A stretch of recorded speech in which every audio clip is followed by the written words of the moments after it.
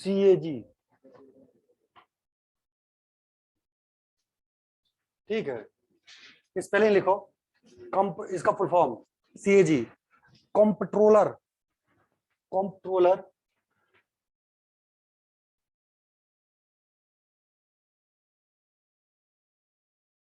Controller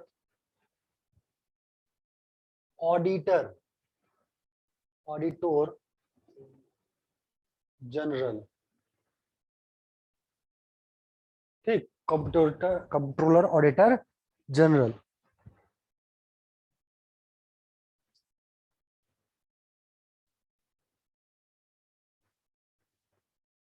महालेखा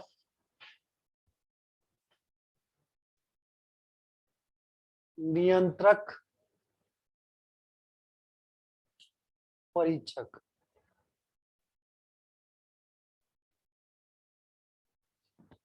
ये post CAG की जो पोस्ट आती है आर्टिकल 148, आर्टिकल 148 के अकॉर्डिंग किस पे होती है, आर्टिकल 48,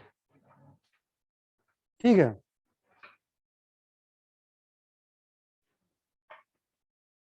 अब CAG जो है अपॉइंट इसको कौन करता है,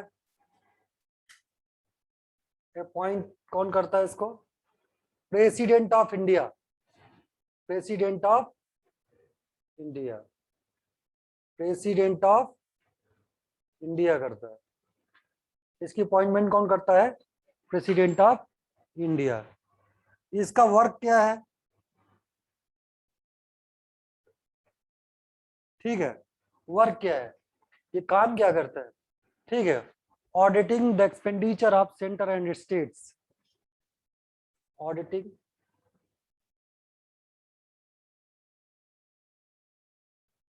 the expenditure of the expenditure of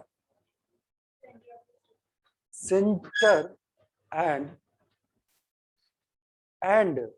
centre मतलब सेंटर का, पार्लियामेंट का, सेंटर एंड स्टेट, जितनी भी ऑडिटिंग होती है सेंटर की, स्टेट की, जितनी भी ऑडिटिंग होती है, कितना काम हुआ, कितना नहीं हुआ, कितना फंड खर्च किया गया, कितना फंड नहीं खर्च किया, इन सब की ऑडिटिंग कौन करता है, आपका ये CAG, भारत का महालेखा नियंत्रक परीक्षक या कंट्रोलर ऑडिटर जनरल कौन करता है, कंट्रोलर ऑडिटर जनरल, क्लियर है।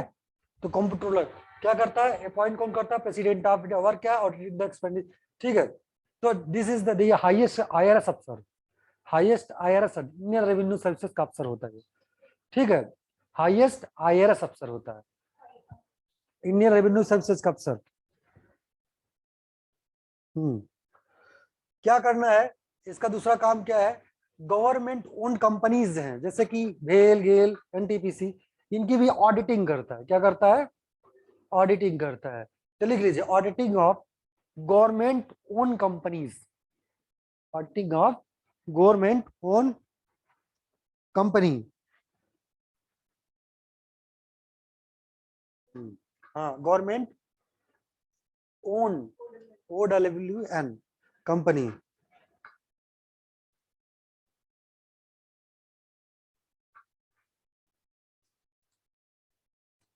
गवर्नमेंट ओन कंपनी, ठीक है। It is called watch dog of the consolidated fund, it is called, मैंने ऑडिटर को क्या कहा जाता है, वॉच डॉग, वॉच डॉग समझते हो ना, रखवाला कुत्ता, ठीक है ना, it is watch dog of consolidated fund, watch dog of consolidated fund, जितना भी सरकार कोई पैसा का, सेंटर स्टेट दोनों का वॉच डॉग है ये, ठीक है, वॉच डॉग है ये, कौन, आपका CA। अगर कंसोलिडेट से 1 रुपया भी ऑडिट हो निकलता है ना, तो इस पे लगाम लगा बैठा रहता है कि जोड़ता रहता है कितना दिख रहा, हाँ, तो वॉच डॉग इसीलिए कहा जाता है इसको, watch dog of consolidated fund, ठीक है ना। अच्छा, अब लिखे इलिजिबिलिटी, इलिजिबिलिटी,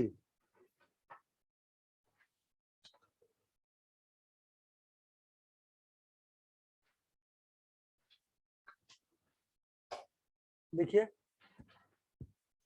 एलिजिबिलिटी, देखिए देखो इसकी एलिजिबिलिटी कुछ नहीं होती, IRS अफसर होता है, लिखिए इट इज, ठीक है से, हाँ लिखिए यूपीएससी पास। इसकी एलिजिबिलिटी क्या होती है, IRS अफसर होता है तो यूपीएससी पास होता है, एज 21 ईयर होना चाहिए, ठीक है ना। IAS अफसर लिखिए, एलिजिबिलिटी एज IAS IRS अफसर, इंडियन रेवेन्यू सर्विसेज अफसर। लिखिए सैलरी, इसकी सैलरी कहां से दी जाती है, लिख लीजिए सैलरी गिवन बाय सबल from consolidated fund of India, कहां से, कंसोलिडेट, अगर ये सेंटर का काम करेगा याद रखना तो कंसोलिडेट फंड के, सेंटर के कंसोलिडेट फंड से काम लेगा, अगर स्टेट का काम करेगा स्टेट से पैसा लेगा, लेकिन ये कर लेगा पैसा, ठीक है, तो सेंटर से लेगा, कंसोलिडेट फंड ऑफ इंडिया से, कहां से, कंसोलिडेट सेंटर, ठीक है, कंसोलिडेट फंड ऑफ, ठीक है,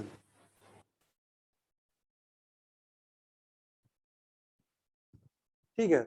अब लिखिए, अब इसको रिमूव कैसे किया जा सकता है उसके बारे में लिखिए, बोल रहा हूं, the CAG can only be removed, the CAG can only be removed, the CAG can be only be removed from office in manner in a manner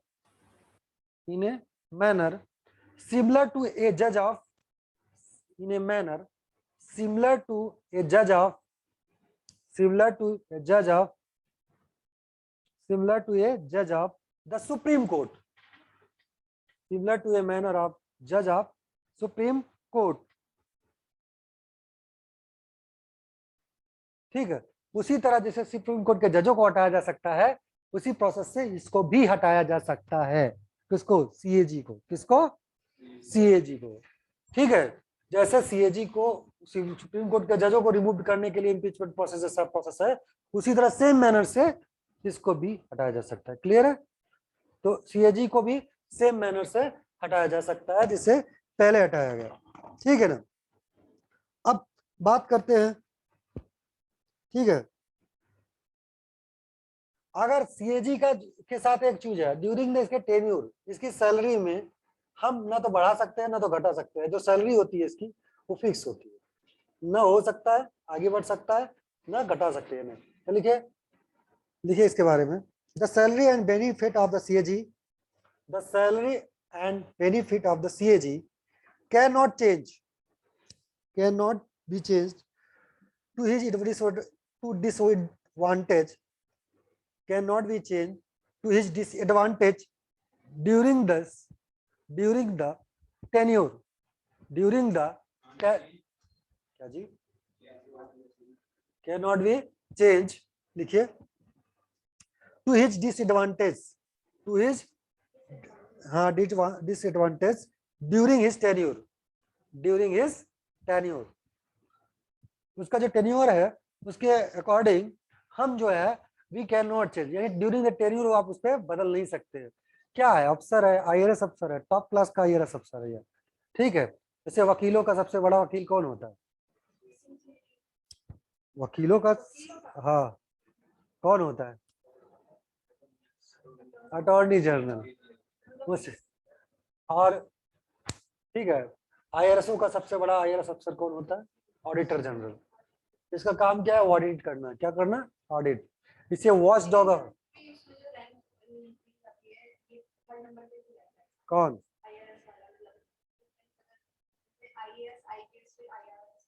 बढ़िया, थर्ड नंबर पे कहाँ होता है, हम तो कहते हैं सबसे घटिया पोस्ट IAS की होती है, आपको लगता है जो आप दिखता है वो होता है, आप IAS की वैल्यू आप जाके देखिए, नॉर्थ ईस्ट नहीं है, नॉर्थ ईस्ट में तो कोई पूछता ही नहीं इनको, ठीक है, अगर आप जाके देख लो कोलकाता, यही बगल पास वेस्ट बंगाल से हिस्ट्री है, वहां पर IPS की वैल्यू ज्यादा है, IAS की वैल्यू कम है, IAS की वैल्यू 3 स्टेटों में, यूपी बिहार, ठीक है, झारखंड और थोड़ा बड़ा ये नहीं, आप साउथ में भी जाइए तो IAS की वैल्यू कम रहती है, IPS की ज्यादा रहती है, ठीक है, ये तो हमारी नजरों में है ना, सबकी वैल्यू इक्वल होती है, क्या प्रॉपर, टॉपर को चाहते हैं कि IAS भाई, वो सार कोई चाहता है यूपी में रहे, बिहार में रहे, बंगाल, क्योंकि यूपी वाला तो हमेशा यही जानता है, बचपन से देखा ना कि आईएएस सबसे बड़ा होता है। ठीक है, कोलकाता में चले जाओ, पुलिस का बहुत बड़ा बोलबाला है, क्योंकि ब्रिटिश गवर्नमेंट की तरह एडमिनिस्ट्रेशन चलता है। नहीं, इक्वल है सब। हाँ, थोड़े से प्रेफरेंस ज्यादा है, क्योंकि उसमें पावर है, ज्यादा दे दिया गया। कौन सा पावर? जो लॉ ऑर्डर है उसके अंदर दे दिया गया है कि स्पेशल सिचुएशन में, जो इसको बड़ा बना देता है। लेकिन अगर कहिए, अक्सर ये जो आपने छेड़ दिया, बात कर दी, ये पब्लिक एड का मुद्दा है, आपने पूछ लिया। कभी कभी क्या होता है, आईएएस कहता है कि वी वांट सपोर्ट, किससे? आईपीएस से। आईपीएस मीटिंग आईएएस ऑर्गेनाइज करता है, और आईपीएस क्या करता है, दरोगा को भेज देता है, जाओ, जो कि किसको आना चाहिए था? आईएएस। क्यों? वो कहता है कि हम तुम्हारे बराबर के हैं, तुम भी यूपीएससी, हम भी यूपीएससी, तुम भी क्लास वन में, हम भी क्लास वन में, हम क्यों जाए तुम्हारी मीटिंग में, तुम हमारी मीटिंग में हो। ठीक है, ये मुद्दा है आईएएस वर्सेस आईपीएस। हालांकि हम मेंस नहीं पढ़ा रहे हैं, हम डिस्कस करते हैं आपको आईएएस का कि क्या होता है उसको। लेकिन इतना जान लीजिए, थोड़े से दोनों इक्वल हैं, कोई छोटा बड़ा नहीं है, अफसर दोनों बड़ा। उसका है डेवलपमेंट, आईएएस का काम क्या है? डेवलपमेंट प्लस कलेक्टर है, वो कलेक्टर मतलब रेवेन्यू कलेक्टर है। क्या है? रेवेन्यू कलेक्टर है। और रेवेन्यू कलेक्टर आईएएस हो गया, दो पावर हो गए, डेवलपमेंट प्लस रेवेन्यू कलेक्टर। इसको और लॉ एंड ऑर्डर मेंटेन करना है बस। किसको? आईएएस को। वो आईपीएस को लॉ एंड ऑर्डर मेंटेन करना है। दोनों अफसर बराबर है। अब इन सब का बाप तो आईएएस है, वो सबको ऑडिट करता है कि वाह कितना खर्चा किए, तो चलो बताओ हिसाब दो। ठीक है, कितना चाहिए हिसाब दो, लेने के भी हिसाब, देने के हिसाब, दोनों तो आईआरएस करता है। अब तो सबसे बड़ा अफसर तो वो हो गया। ठीक है, सबका तो ऐसा नहीं है, कोई बड़ा नहीं है, सब क्लास वन के अफसर है। ठीक है, कुछ लोग कहते हैं आईएफएस, फॉरेन में घूमने की इच्छा के लिए आईएफएस ज्वाइन करते हैं। आईएफएस में वो आईएफएस नहीं, फॉरेन वाला, फॉरेन वाला। कुछ लोग होते हैं आईएएस है, जैसे मेरे एल्डर ब्रदर हैं, वो आईआरटीएस है, क्वालिफाई किए 2002 में बैच में। ठीक है, तो क्या है, इंडियन रेलवे ट्रैफिक बराबर की, क्लास वन के अफसर आप, क्लास वन के अफसर हम, बस वो रेलवे में है, फर्क कितना, ट्रैफिक सर्विसेज में है। ठीक है, अब अच्छे अफसर हो गए तो किसी मिनिस्ट्री में पकड़ा देंगे तुमको, किसी मिनिस्ट्री में भेज दिया जाएगा। ठीक है, तो इन सेंस यहाँ कहने का मतलब ये है कि कोई बड़ा छोटा नहीं होता, सब बड़े होते हैं, वी रेस्पेक्ट टू ऑल। ठीक है ना, हम सबका सम्मान करते हैं, और सारी पोस्ट बड़ी है। ठीक है, अब आईएएस, यही तो आज झगड़ा चला, इतने दिन से झगड़े चल रहे हैं, आईएएस वर्सेस वाईपीएस, मैं बड़ा कि तय बड़ा। ठीक है, तू बड़ा कि मैं बड़ा, यही बोलते हैं ना। ठीक है, अब इस झगड़े को खत्म करो, आईएएस की पावर को भी इतना ज्यादा नहीं होना चाहिए, आईपीएस भी कम नहीं है। ठीक है भाई, हम कह रहे हैं आईएएस को कहे कि चलो सर आगे, आप पीछे से हमने सपोर्ट नहीं किया तो गोली तो चल जाएगी, आईएएस बढ़ जाएगा, सपोर्ट ही नहीं किया। तो आईएएस को सब कुछ मिला के रखना पड़ता है कि सर आप भी साथ रहोगे। ठीक है, और बाकी चीजें आप चाहते हो सुनना तो कभी क्लास के बाहर मिलना, क्या प्रोसेस है, कैसे है, वो सब करा बता देंगे। चलिए, अब हम बात करते हैं। ठीक है, इनकी सैलरी मैंने बता दी, कंसोलिडेटेड फंड ऑफ इंडिया से मिलती है। ठीक है ना, अब बात करते हैं कि देखिए, the first CAG of India was, the first CAG of India was, the first CAG of India was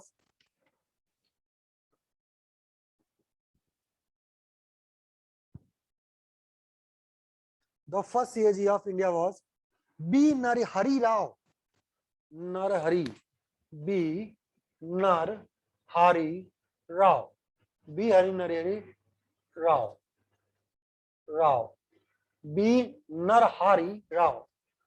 ठीक है, बी नरहरि इंडिया के फर्स्ट सीएजी थे। ठीक है, the current CAG of India is, the current CAG of India is,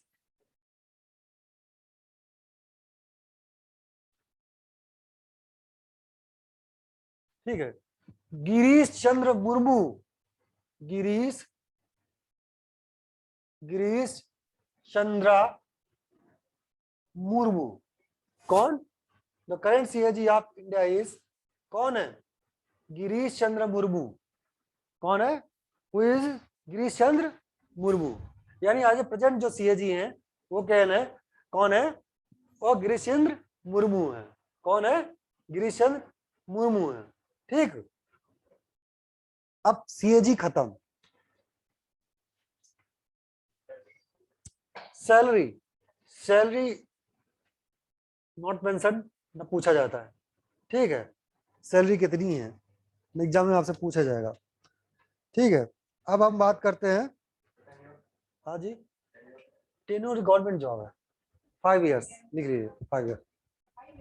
5 years. CAG का post का 5 year या 65 years पहले नहीं हो जाए रिटायर होने, लिख लीजिए 5 इयर्स। ये तो गवर्नमेंट जॉब है ना। 60 क्या 60 है ना, तो इनकी 65 होती है, लिख लीजिए।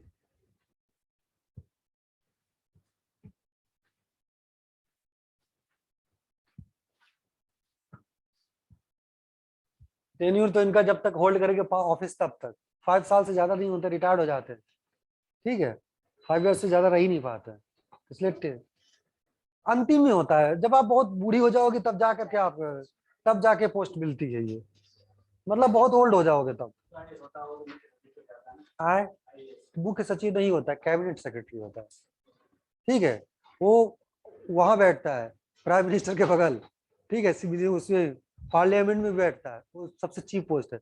अभी जो जाओगे आईएएस बन गए तो कहाँ जाओगे आप, एक छोटे से पोस्ट पर रहोगे, डिस्ट्रिक्ट संभालोगे। ठीक है, क्या संभालोगे, डिस्ट्रिक्ट। और डिस्ट्रिक्ट संभालोगे, डिस्ट्रिक्ट छोटा होता है, डिस्ट्रिक्ट से आप क्या बनोगे, कमिश्नर बनोगे।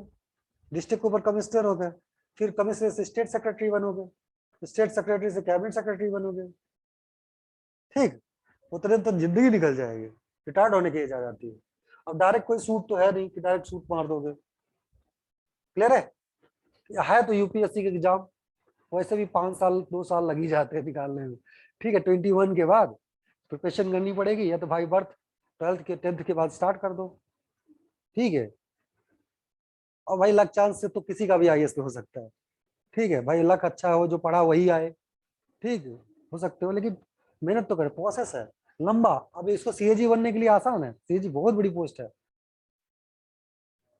उसमें भी कितने आईआरएस सीएजी नहीं बन पाते, रिटायर होकर चले आते हैं। ठीक है, सबके लक में नहीं होता। चीफ जस्टिस ऑफ इंडिया बनने का बहुत सारे लोग होते हैं, लेकिन एक ही चुना जाता है। ठीक है, बहुत लक है। हाँ, कोई आर्मी के सैनिक से शुरुआत करता है और जनरल बन जाता है, और कोई जो है जनरल कैप्टन से स्टार्ट करता है, 2-3 पोस्ट फिर वही रह जाता है। ये तो आपके सर्विस रिकॉर्ड पर डिपेंड करता है। नेक्स्ट, अब लिखिए, इलेक्शन कमीशन ऑफ इंडिया।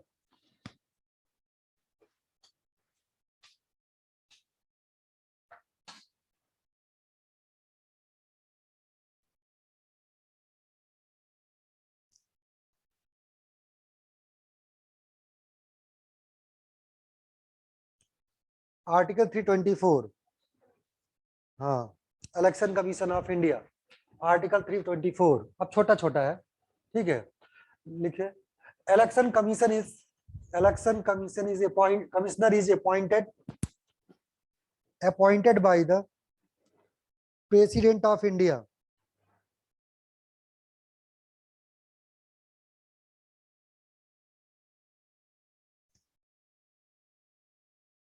ठीक है, appointed by the president of India. His tenure is 6 years. Tenure is 6 years. Tenure is 6 years.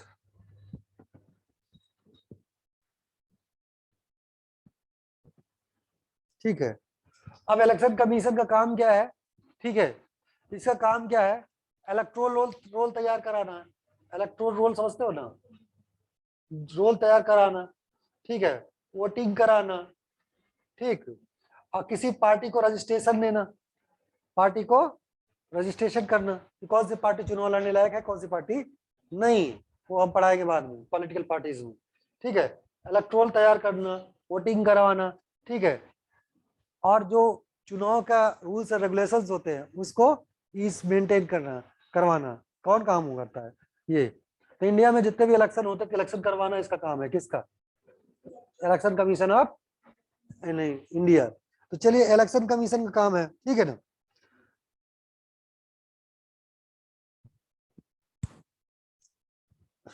ठीक है, लिखिए,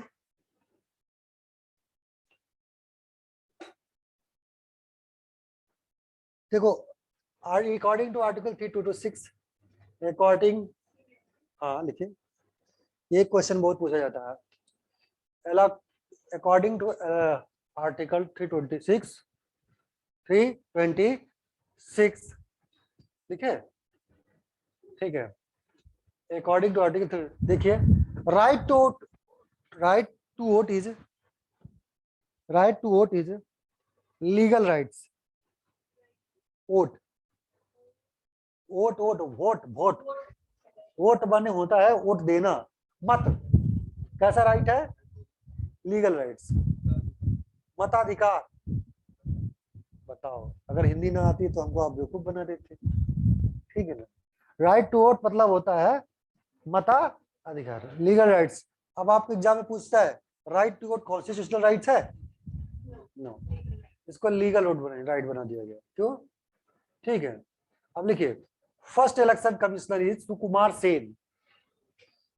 सुकुमार Sen, first election commissioner is Sukumar Sen. Sukumar Sen.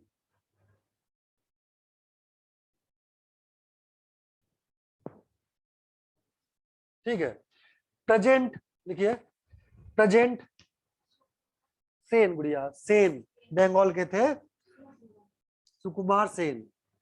Sukumar Sen, सुकुमार, ठीक है। इनके बारे में याद रखना, इनकी स्टोरी एक है। क्या किया था इन्होंने, जब इंडिया में पहली बार वोटिंग की बात हुई थी तो इनको इलेक्ट्रोल रोल्स, जिसे बोलते हैं निर्वाचक वली, या क्या बोलते हैं उसको, जो डड्डा क्या बोलते हैं उसको, तैयारी करा। इनको जवाहरलाल नेहरू ने भेजा कि जाओ के तैयार करा के लाओ। एक गांव में जाए तो उस समय गांव में क्या होता था, लोगों के हस्बैंड, मतलब ये था, फीमेल अपना नाम ही नहीं जानती थी। बोले तुम्हारा नाम क्या है?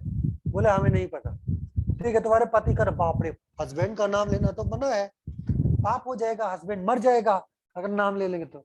इनकी गाड़ी को उलट दिए, इनको बहुत पत्थर मारे, भगे यहाँ से। क्या कि बताओ, जिस कंट्री में जो है क्या कहते हैं, लोग इतने इलिटरेट है कि नाम पूछने में नहीं पता है। नाम क्या बताते थे? तुम्हारा क्या? उनकी दुल्हन। ठीक है, नाम क्या है? उनकी दुल्हन।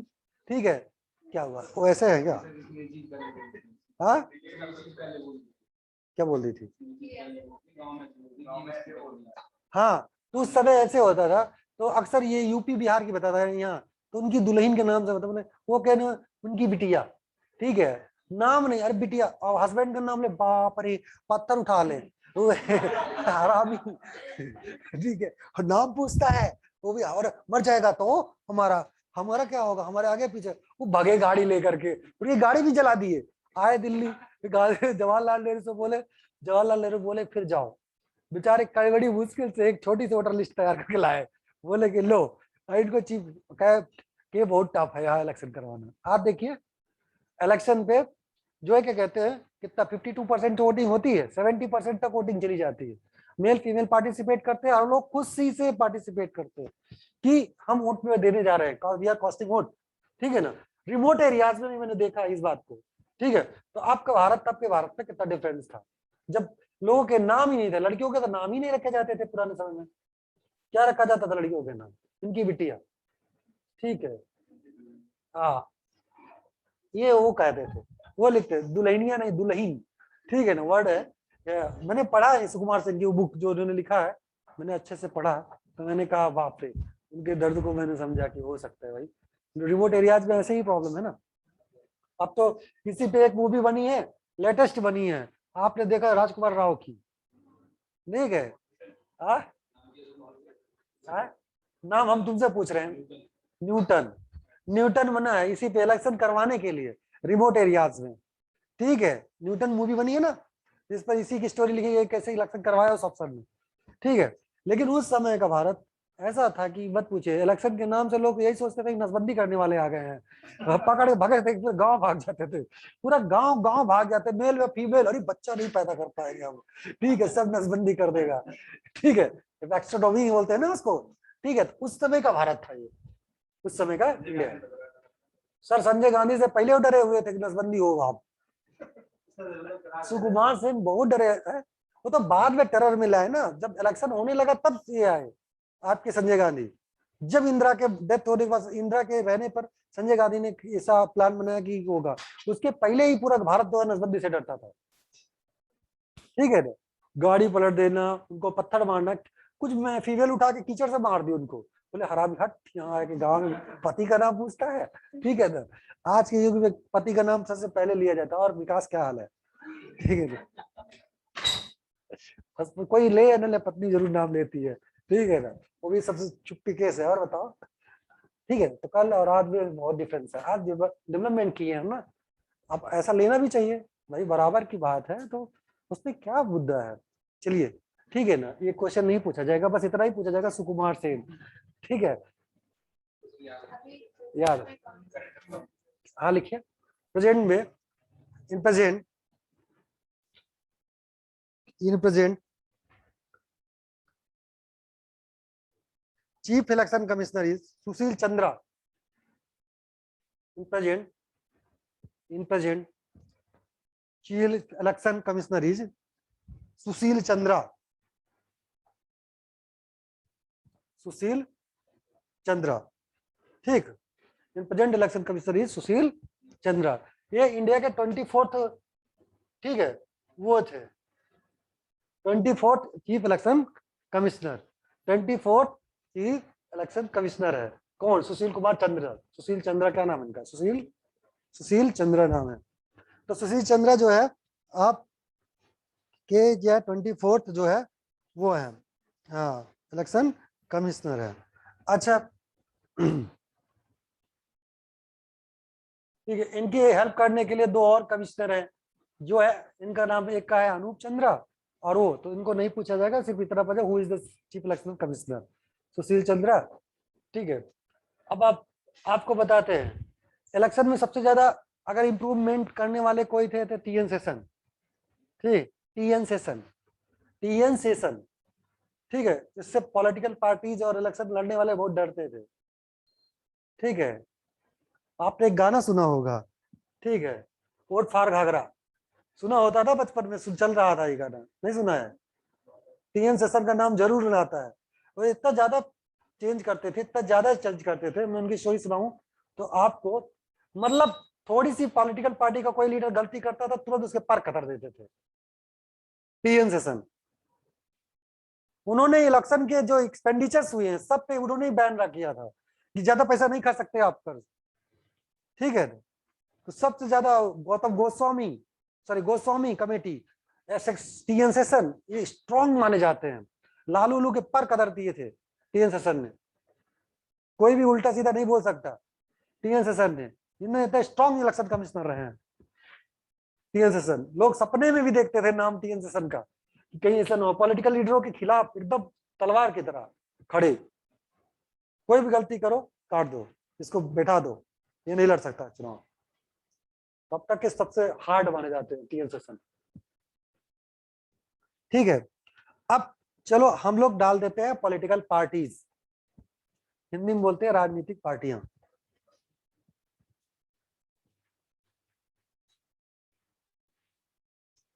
अच्छा, कौन कौन से पार्टी को ये मिल सकता है, कौन कौन सी नेशनल पार्टी हो सकती है, कौन स्टेट पार्टी हो सकती है? जैसे बीजेपी क्या है, नेशनल पार्टी है, हाँ, और क्या कहते हैं, कांग्रेस भी है, बहुजन समाजवादी पार्टी क्या है, बसपा, बहन कुमारी मायावती, ये नेशनल पार्टी है, समाजवादी पार्टी स्टेट पार्टी है, क्या है, ठीक है, कम्युनिस्ट पार्टी नेशनल पार्टी है, बाकी जितनी भी पार्टियां हैं वो सब क्या है, स्टेट पार्टी है, समझे, वो नेशनल पार्टी नहीं है, ठीक है।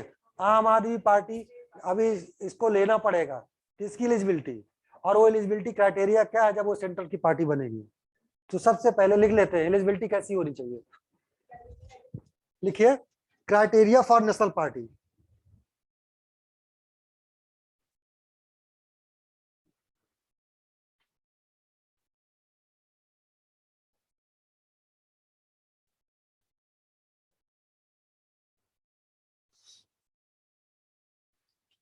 ठीक है, secure 6% of votes, secure 6% of votes, secure 6% of votes, vote, vote क्या, वोट मतदान, वोट, ठीक, vote, secure 6% of votes polled in, polled, polled, polled माने क्या होता है, हाँ, polled in, polled in, polled in लिखिए, polled in 4 or more states, 4 or more states, 4 or more states, 4 or more states, 4 or more states।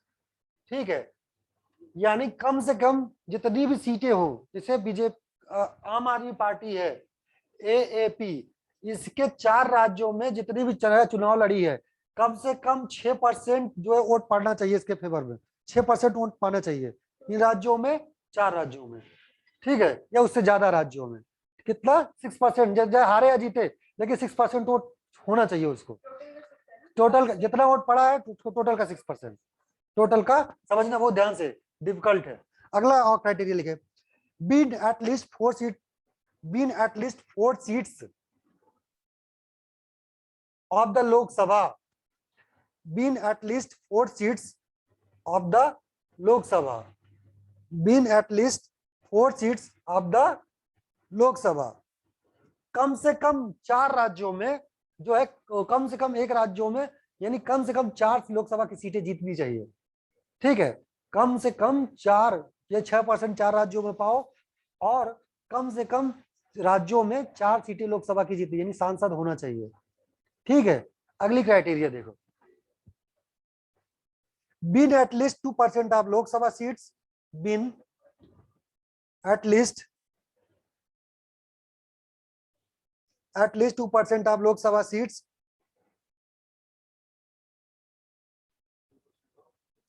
2% of Lok Sabha seat from at least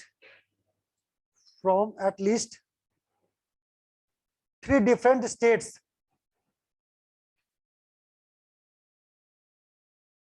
from at least 3 different states,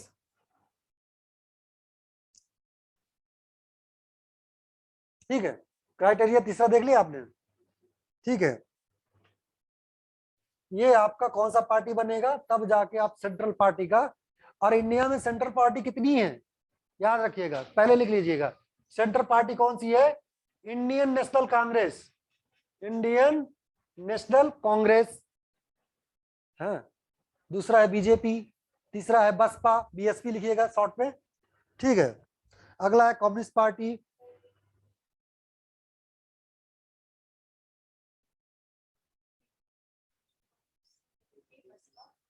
और बसपा के बाद क्या लिखा है, Congress party और Communist party, ठीक है। Indian National Congress लिखा, नेशनल कांग्रेस पार्टी लिखा, शरद पवार वाली, नेशनल कांग्रेस पार्टी अलग है और इंडियन नेशनल कांग्रेस अलग है, नेशनल कांग्रेस पार्टी अलग है, हाँ, टीएमसी वो भी नेशनल पार्टी है, तृणमूली कांग्रेस नहीं यार, वो स्टेट पार्टी है, टीएमसी स्टेट पार्टी है, टीएमसी जो है वो ममता वाली है, वो ममता वाली स्टेट पार्टी है टीएमसी, हाँ बुढ़िया 4 ही हो, गिनो, इंडियन नेशनल कांग्रेस 1 हो गया, कम्युनिस्ट पार्टी 2 हो गया, ठीक है। अब बीएसपी हो गई, बहुजन, अच्छा भारतीय जनता पार्टी हो गई, नेशनल कांग्रेस पार्टी हो गई, ठीक है। एक पार्टी है कम्युनिस्ट, हाँ, communist of Marxist party, communist of, हाँ अलग अलग, कम्युनिस्ट ऑफ मार्क्सिस्ट पार्टी,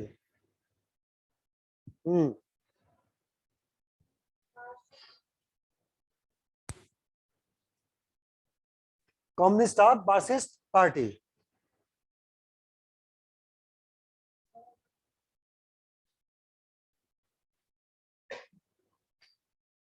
अभी हम कितनी पार्टी होंगी, 6 होंगी, और होगी 7 होगी,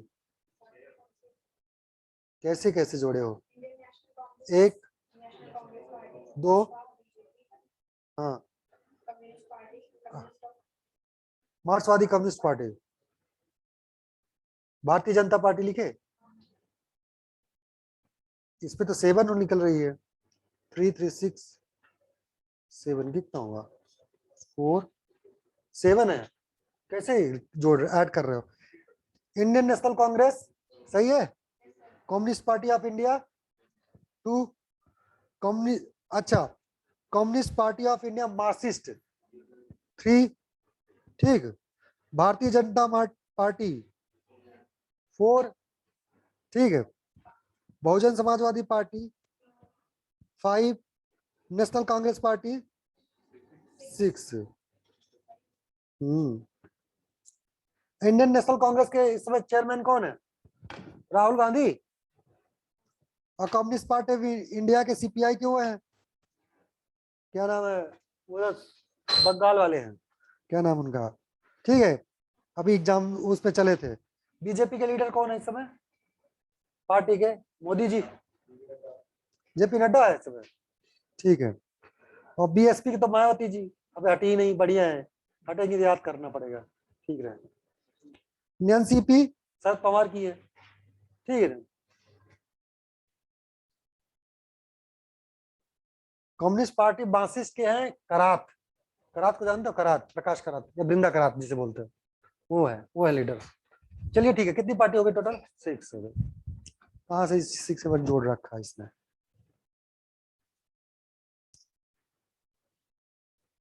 ठीक है, अब बात करते हैं हम लोग यूपीएससी की। किसकी? UPSC, union public service commission.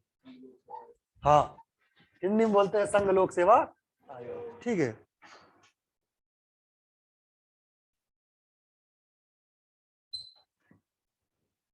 Article 312,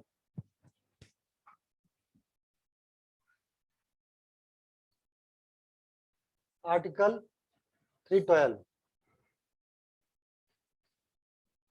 ठीक है। देखिए, chairman is appointed by the, chairman is appointed by the, chairman is appointed by the,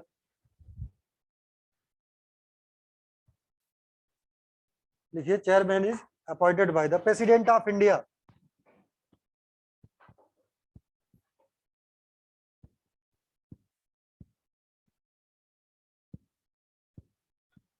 ठीक है, देखिए salary consolidated fund from India,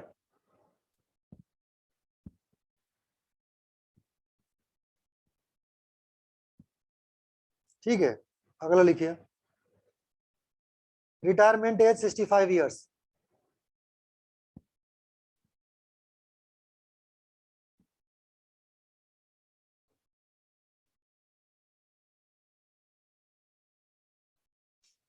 ठीक है। फंक्शन लिख लीजिए, conduct exam for appointment, function लिखिए, function conduct exam for appointment to service, conduct exam for appointment to service under the union, conduct exam for appointment to service under the union।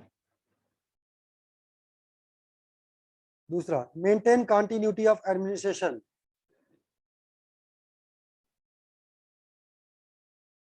देखिए बढ़िया, 3 services main होती हैं UPSC में, देख लीजिए। ये class 1 में maintain continuity, maintain continuity of administration, maintain continuity of administration, maintain continuity of administration. क्या करना है?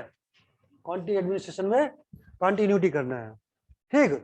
तो अब देखो 3 सर्विसेज होती हैं, एक आईएएस, एक आईपीएस और एक आईएफएस। इसको बोलते हैं Indian administrative services, Indian police services and, ठीक है, इंडियन फॉरेस्ट है, जंगली सेवा, मतलब भारी भारतीय वन सेवा, इंडियन फॉरेस्ट, ठीक। पहले 1960 के पहले ये दोनों सर्विस एक साथ थी, बाद में इसको अलग कर दिया गया अभी, लेकिन पीटी इसका दोनों का प्री एक साथ हो रहा है, आईएएस का और इसका, आईपीएस के साथ आईएफएस का प्री एक साथ होता है, ठीक है। तो आईएएस, आईपीएस और आईएफएस इंडियन फॉरेस्ट सर्विसेज। बाकी सर्विसेज कैसी है जो अभी डिस्कस किया था, अलाइड सर्विसेज है। कैसे? अलाइड सर्विसेज है, ठीक है, जो क्लास 1 की है, लेकिन मेनली 3 ही सेवा है, ठीक। अब हम बात कर लेते हैं जल्दी से किसकी,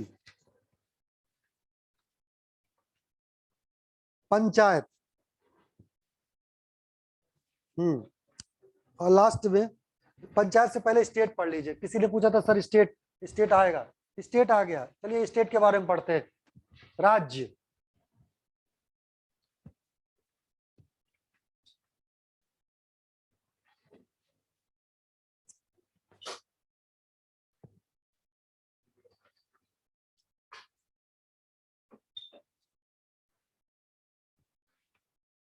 अच्छा, जो यहाँ से जाते हो वीडियो देखते हो समझ में आता है? पढ़ाते हैं तो वीडियो देखते भी हो? नहीं देखते, जरूरत ही नहीं पड़ती। स्टेट लिखिए,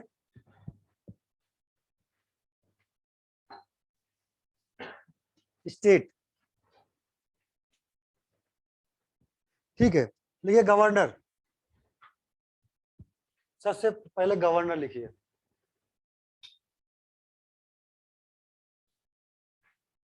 लिखिए head of the state, head of the state, जल्दी जल्दी नोट करते जाइए। हेड ऑफ द स्टेट, राज्य का कौन होता है? प्रमुख होता है, ठीक है। Appointed by the president, by, ठीक है, appointed by the president of India, president of India. कौन नियुक्ति करता है? प्रेसिडेंट ऑफ इंडिया करता है, ठीक है। अब हेड ऑफ द स्टेट, और टेन्योर, टेन्योर कितने दिन का होता है? But pleaser of the president, pleaser of the president, pleaser of the president, राष्ट्रपति जब तक चाहे तब तक नियुक्त कर सकता है, नहीं तो भगा देगा। उसकी प्लीजर जब तक खुश है, ठीक है ना, तो प्लीजर ऑफ द प्रेसिडेंट होता है, ठीक है। अब देखो, अब क्वालिफिकेशन क्या होती है, ठीक है। Must be citizen of India, qualification, qualification must be citizen of India, must be citizen of India, must be citizen of India. क्या होना चाहिए? Must be citizen of India होना चाहिए, ठीक है। एज कितनी होनी चाहिए? मिनिमम एज 35 ईयर्स होनी चाहिए। अब ये जान लो, जिस तरह प्रेसिडेंट सेंटर में होता है उसी तरह स्टेट में गवर्नर होता है, ठीक है। एज कितनी होनी चाहिए? मिनिमम एज कितनी होनी चाहिए? 35 years. Must not hold office of profit, must not hold, must not hold, must not hold, not hold office of profit, office of profit, must not hold office of profit, must not hold office of profit, ठीक। According to article it have power, according to article 161, governor have power to to to, ठीक है, to, according to 168, governor has power to reprieve remission, reprieve, reprieve, reprieve, reprieve and remission, reprieve, remission, reprieve, remission of punishment, remission of punishment to person, to person, to person convicted by, to person convicted by state law, convicted by state law, to convicted by state law, to convicted by state law, clear है? to convicted by state law, ठीक है। वो किसी की सजा को कम कर सकता है अकॉर्डिंग टू आर्टिकल 61, ठीक है। In according to article 171 and according to article 171, according to article 171, ठीक है, अकॉर्डिंग टू आर्टिकल 171, ठीक है। he nominated some members in, he nominated some members in, he nominated some members in state legislative assembly, state legislative assembly, president भी nominate करता है लोकसभा उसमें, और यहाँ स्टेट लेजिस्लेटिव असेंबली में ये भी नॉमिनेट करता है। According to article 123, according to article 123 से लिखेगा 213, प्रेसिडेंट 123 के ऑर्डिनेंस करता है तो गवर्नर 213 से करता है। किससे? 213। अकॉर्डिंग टू आर्टिकल 213, नहीं, टू एक्चुअली प्रेसिडेंट का था ना 123, 213 गवर्नर का है। अकॉर्डिंग टू आर्टिकल 213, ठीक है, governor issue ordinance, in state legislative assembly, issue ordinance in state legislative assembly, in state legislative assembly। ठीक है, अब जरा देख लीजिए जो आप लोगों के पावर्स है उनको जरा 2 मिनट में समझ लीजिए। ठीक है, उसके बाद पंचायती राज और फिर शेड्यूल्स, उसके बाद आपकी पॉलिटी खत्म। ऑर्डिनेंस भी वो होता अध्यादेश, अध्यादेश आदेश देते, कोई बिल पास नहीं होता तो अध्यादेश लगा दो तो सुपर पावर बन जाता, पास हो जाता है। हाँ, अध्यादेश जारी करना। तो आप प्रेसिडेंट पढ़े नहीं थे? प्रेसिडेंट में 1 2 3 बताए थे कि कोई बिल, अभी 370 पर बहुत चर्चा चल रही थी कि इन्होंने अध्यादेश का यूज किया। अध्यादेश राष्ट्रपति के पास पावर होता है। बढ़िया। अब देखो, अब जैसे आप बताते हो कि पार्लियामेंट बनती है ना, वैसे आपकी जो है क्या कहते हैं लेजिस्लेटिव असेंबली बनती है। लेजिस्लेटिव असेंबली, इसे जिसे बोलते हो लोकल लैंग्वेज में विधानसभा, विधानसभा नहीं विधान मंडल, क्या बोलते हैं विधान मंडल। और विधान मंडल के 2 सदन होते हैं। एक विधान मंडल बनता किससे है जरा देख लीजिए, तो वो लेजिस्लेटिव असेंबली से, लेजिस्लेटिव असेंबली, ठीक है, और असेंबली, ठीक है। उसके बाद यहाँ लेजिस्लेटिव काउंसिल से, लेजिस्लेटिव काउंसिल से, ये आप प्रैक्टिकली देखते हो, काउंसिल से और प्लस गवर्नर से। वहां पार्लियामेंट किससे बनती थी? लोकसभा राज्यसभा प्लस प्रेसिडेंट से। यहाँ किससे बनेगी? गवर्नर से। सेम जिस पावर है, ठीक। लेजिस्लेटिव असेंबली जिसे आप बोलते हो विधानसभा, ठीक है, क्या बोलते हो विधानसभा। और इसको लेजिस्लेटिव काउंसिल में लोकल में बोलते हैं विधान परिषद, विधान परिषद, ठीक है, विधान परिषद। और गवर्नर को बोलते हो राज्यपाल, क्या बोलते हो राज्यपाल, ठीक है। तो विधानसभा के मेंबर को हम लोग बोलते हैं एमएलए, क्या बोलते हैं एमएलए। और इसके को क्या बोलते हैं एमएलसी, क्या बोलते हैं एमएलसी। और ये हो गया राज्यपाल को अब क्या बोलते हैं गवर्नर, क्या बोलते हैं। तो गवर्नर जो होता है head of the state universities का हेड होता है, वही जैसे प्रेसिडेंट सेंटर में होता है उसी तरह स्टेट में ये होता है गवर्नर।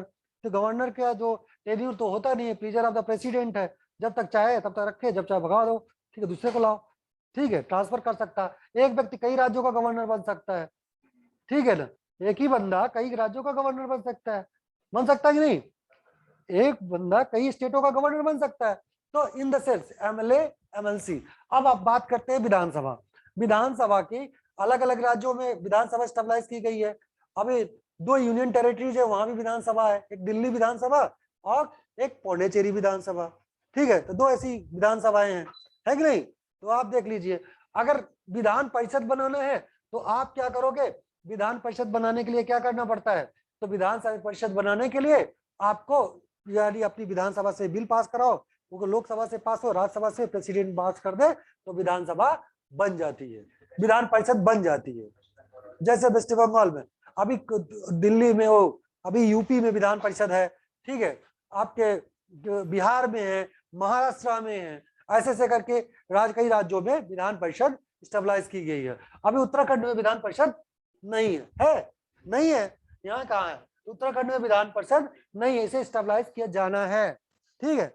अब eligibility for the Vidhan Sabha elections, age minimum should be 25 years. क्या होना चाहिए? विधायक बनने के लिए एज कितनी होनी चाहिए? 25 साल। कितनी होनी चाहिए? Minimum age 25 years. कितनी होनी चाहिए एज 25। विधानसभा की एज, चुनाव लड़ने की एज कितनी होनी चाहिए? 25 साल, ठीक है। अगला देखो,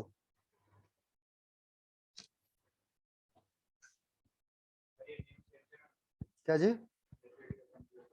क्या? ये विधानसभा सर लेजिस्लेटिव असेंबली है, काउंसिल है, इसको विधानमंडल बोलते हैं। हाँ, लेजिस्लेटिव असेंबली इंग्लिश बोलते हैं।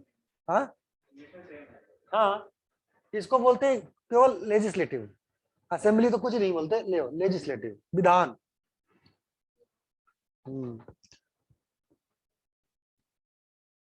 ठीक है, अभी कहाँ कहाँ लेजिस्लेटिव काउंसिल है देख लीजिए। बिहार में है, जम्मू एंड कश्मीर में है, उत्तर प्रदेश में, महाराष्ट्र में है, कर्नाटका में है, आंध्र प्रदेश में है और तेलंगाना में है। लिख लीजिए कहाँ का विधान परिषद है। हाँ, उसको क्या बोलते हैं, काउंसिल। लिखिए बिहार, उत्तर प्रदेश, बिहार, जल्दी जल्दी लिखिए। बिहार, जम्मू कश्मीर, 1 घंटे का टाइम आराम से हो जाएगा। बिहार, जम्मू कश्मीर, कर्नाटका, तेलंगाना, महाराष्ट्र। बिहार, जम्मू कश्मीर, तेलंगाना, महाराष्ट्र, तेलंगाना, महाराष्ट्र, कर्नाटका, कर्नाटका हो गया, आंध्र प्रदेश,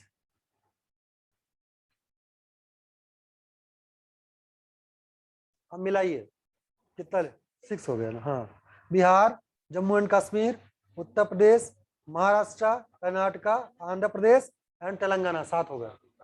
7 हो गए, गिनो। हाँ, अरे भाई हम वहीं से ठीक है। अब देखो, एमएलए का इलेक्शन तो आप जानते हो, as we note that MLA का इलेक्शन हर कोई पार्टिसिपेट करना चाहता है, विधायक जिसे बोलते हैं, क्या बोलते हैं, विधायक। ठीक है, विधायक यही है। ठीक है, विधानसभा में जो बैठते हैं स्टेट के। ठीक है, एज कितनी होनी चाहिए, अब की लड़ जाओ। ठीक है, उसके बाद जो है क्या कहते हैं, लेजिस्लेटिव, क्या कह रहे हो, ठीक है। अब लेजिस्लेटिव काउंसिल का जो इलेक्शन होता है उसकी एलिजिबिलिटी हो, ठीक है, उसकी भी एलिजिबिलिटी देख लीजिए। हाँ लिखिए,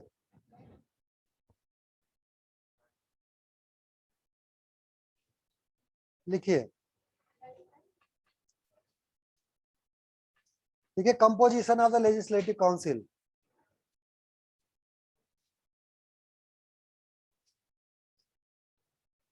Composition of the legislative council.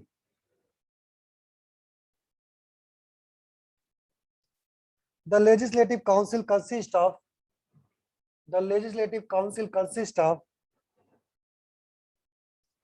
not more than one third,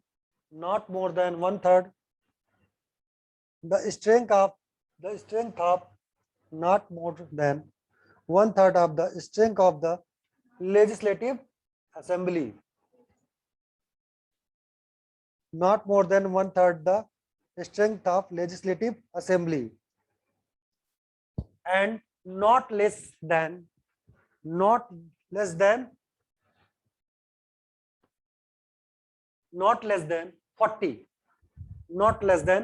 40, clear है यारो। जितनी सीटें होंगी, जैसे आपके कितनी सीटें हैं, हाँ कितना है आपकी, 70 है, 70 का 1/3 कितना होना चाहिए, कितना हुआ, हाँ 3 2 6 अब बचा 1, ठीक है, कितना हुआ, अरे क्या कैलकुलेशन करते हैं, 3 2 6 3 3 9 23, तो मिनिमम 40 होगा, जाके सीटें जब होती तो यहाँ भी काउंसिल बना दिया जाएगा। 23 है, अभी काउंसिल कहाँ हो सकता है, ठीक, समझ में आया कॉन्सेप्ट। 120 सीट को तो 40 बन जाता, नॉट लेस देन 40। ठीक है, जैसे अब लोकसभा का कोरम से स्टार्ट करना है, ठीक है, लोकसभा की बैठक, लोकसभा स्पीकर कितना, टोटल 550 सीटें हैं, ठीक है। अब 550 का लोकसभा की बैठक की शुरुआत करने के लिए 1/10 होनी चाहिए, तो 550 का 1/10 कितना हो गया, 55। अगर 55 लोग आएंगे तभी लोकसभा की कार्यवाही शुरू होगी, ठीक है ना, तो 1/10 प्रियोरिटी है ना, या तो 55 लोग आ जाए या तो 1/10, बात तो एक ही है ना। 550 सीटें को 1/5 कितना हो गया, 10 हो गया ना। इसी तरह काउंसिल को बनाने के लिए, यानी काउंसिल को किसी स्टेट में बनाने मिनिमम 40 सीटें होनी चाहिए, और या 1/3 होना, टोटल लेजिस्लेटिव असेंबली का 1/3 होना चाहिए। क्लियर है, क्लियर है बॉस, ठीक है, आगे चलते।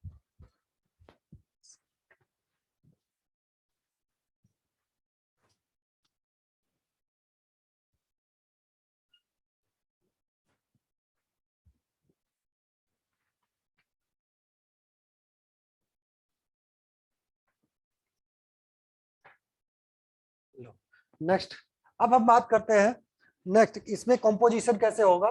जो काउंसिल होती है, जो डिफिकल्ट पार्ट इंडियन कॉन्स्टिट्यूशन का है, जैसे आपका डाउट है कि सर काउंसिल में कौन कौन लोग कैसे इलेक्ट किए जाते हैं, एमएलसी के इलेक्शन कैसे होता है। एमएलए का तो आप क्लियर है क्योंकि प्रैक्टिकल है आपका, तो चलिए लिख लीजिए, ठीक है।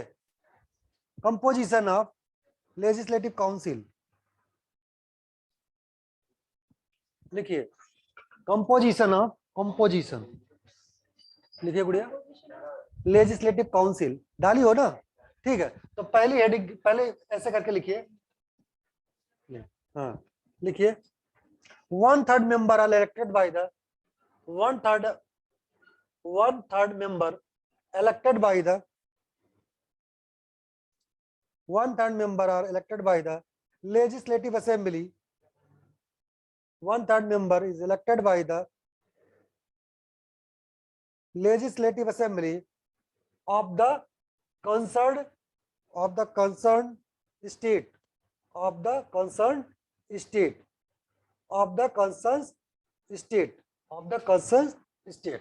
फॉर एग्जाम्पल आपने देखा होगा, हम जैसे यूपी में 403 है, तो 403 का 1/3 कितना होना चाहिए, जो ये विधानसभा के लोग होंगे, कौन से, लेजिस्लेटिव असेंबली के 1/3 मेंबर, 1/3 का कितना हो जाएगा 133 मेंबर, तो यहाँ से आ जाएंगे, कहाँ से, लेजिस्लेटिव असेंबली की हमारी, इसके इलेक्शन इसको बनाने के लिए काउंसिल में, काउंसिल के मेंबर होंगे। अब अगला लिखिए 1/3 बाई लोकल पॉलिटिकल बॉडीज, ठीक है, 1/3 member from local political bodies, local political bodies, 1/3 member from local political bodies.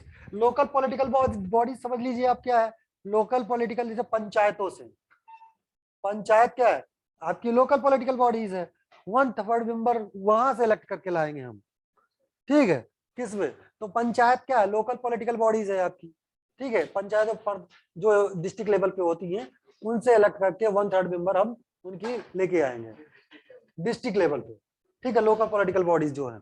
अगला, ठीक है, 1/12 बाई, हाँ नेक्स्ट है 1/12, 1/12, ठीक है, 1/12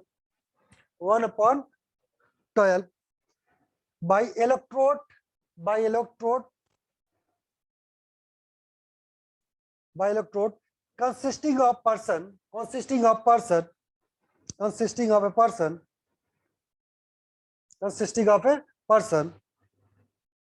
who are graduate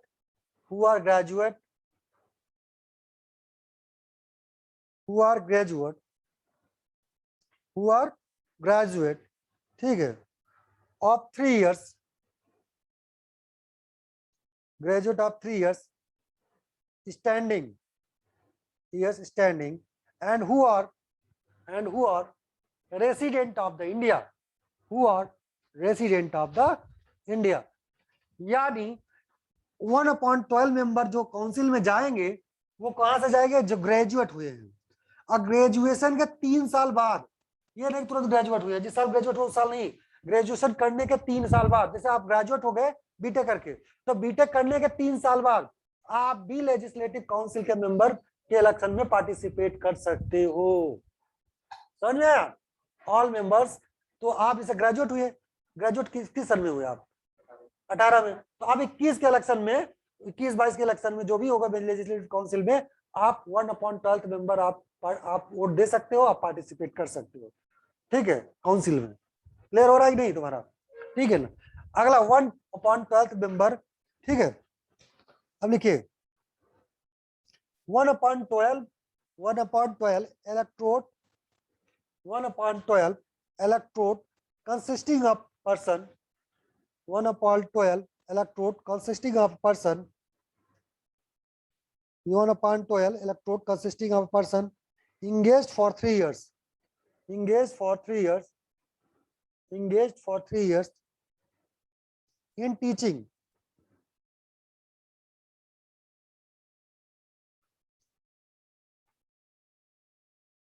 one by 12th electorate consisting of a person engaged for 3 years in teaching, लिखिए bracket लगा, not lower secondary school, not lower than secondary school, not lower than secondary school, not lower than secondary school. यानी कि in the sense here meaning is this कि 1/12 member वो लोग हैं जो teacher हैं, जो सेकेंडरी के ऊपर टीचर हैं, वो लोग भी इसके उसमें पार्टिसिपेट करेंगे। ठीक है ना। तो सेकेंडरी स्कूल, सेकेंडरी किसे कहते हैं? आपको 6 to 8 के ऊपर वाले जितने भी है, ठीक है, not lower than secondary. Secondary के नीचे वाले नहीं, जो 9th 10th को पढ़ाते हैं गवर्नमेंट टीचर, वो भी इसमें पार्टिसिपेट करेंगे। 1/12 मेंबर्स को पार्टिसिपेट, और 6 member is nominated by the governor. लिख लीजिए 6 इज, अगला है 6 member is nominated by the governor. 6 member is nominated by the governor. 1/6 लिखिएगा, 1/6 member is nominated by the governor. और हो गया खत्म। 1/6 member is nominated by the governor. 1/6 member किससे कौन नॉमिनेट करेगा? गवर्नर नॉमिनेट करेगा। और इस तरह लेजिस्लेटिव काउंसिल का काम खत्म हुआ। ठीक है ना।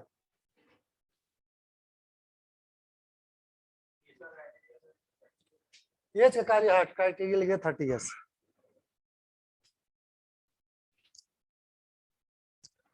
लिखिए this is permanent house, this is permanent house as a Rajya Sabha council, council is permanent house.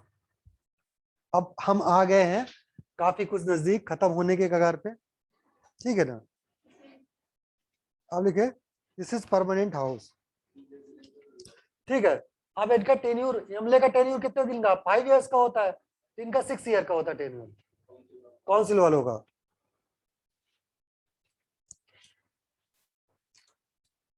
अब हमारे पास 1 आवर है और क्लास को खत्म भी करनी है।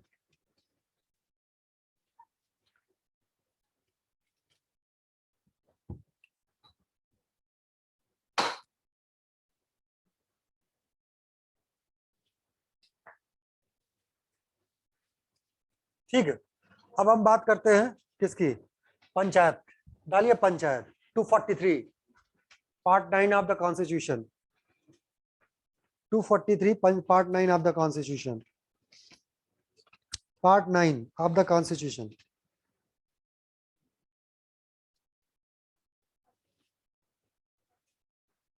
पार्ट 9 गुड़िया। 243 टू आर्टिकल 243 टू 43 ओ लिखे। आर्टिकल 243 टू 43 ओ, 243 टू 243 ओ तक पंचायत। हाँ लिखे, या इंग्लिश में लिख दीजिए लोकल बॉडीज। क्या पंचायत लिखोगे तो बहुत ज्यादा। Who has seen the Bareilly की बर्फी मूवी? किसी ने देखा? कहा ज्यादा बन पंचायती की बन। पंचायत एक वेब सीरीज भी बनी है। ठीक है चलिए।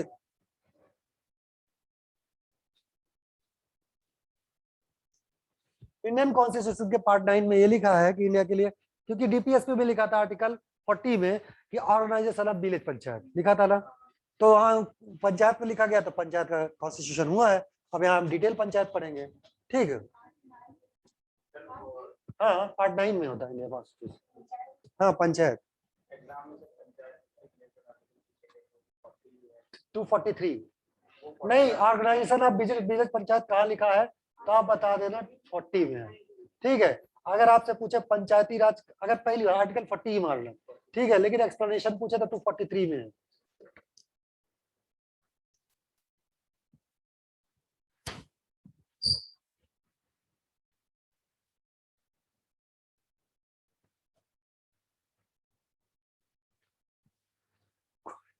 कोई सब्जेक्ट इतना छोटा नहीं होता, सारे सब्जेक्ट बड़े होते हैं, उसको खत्म करने में टाइम लगता है। ठीक है, या तो छोड़ के भाग लो। ठीक है ना। देखिए पंचायत, पंचायत पंचायत आप दो होती है। देखिए रूरल पंचायत, रूरल पंचायत, हाँ ठीक है, और एक अर्बन पंचायत। कौन होती है? अर्बन पंचायत। ठीक। अब सबसे पहले, अगर पहले urban panchayat, rural panchayat. Panchayat India के कुछ स्टेटों को छोड़कर, जहां कुछ स्टेट ऐसे हैं जहां पंचायत नहीं है, वहां ट्राइबल पंचायत है।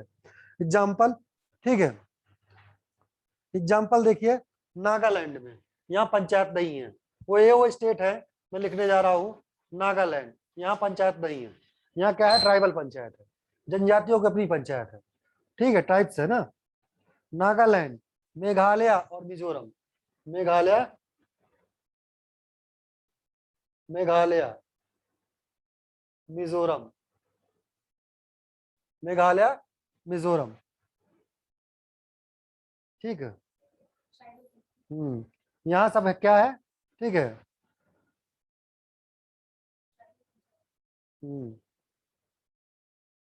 ठीक है। अब देखो मेघालय, यहाँ सब क्या है, अपनी ट्राइबल पंचायत है। क्या है, ये सब ट्राइबल पंचायत की जगह बोलते हैं ट्राइबल काउंसिल।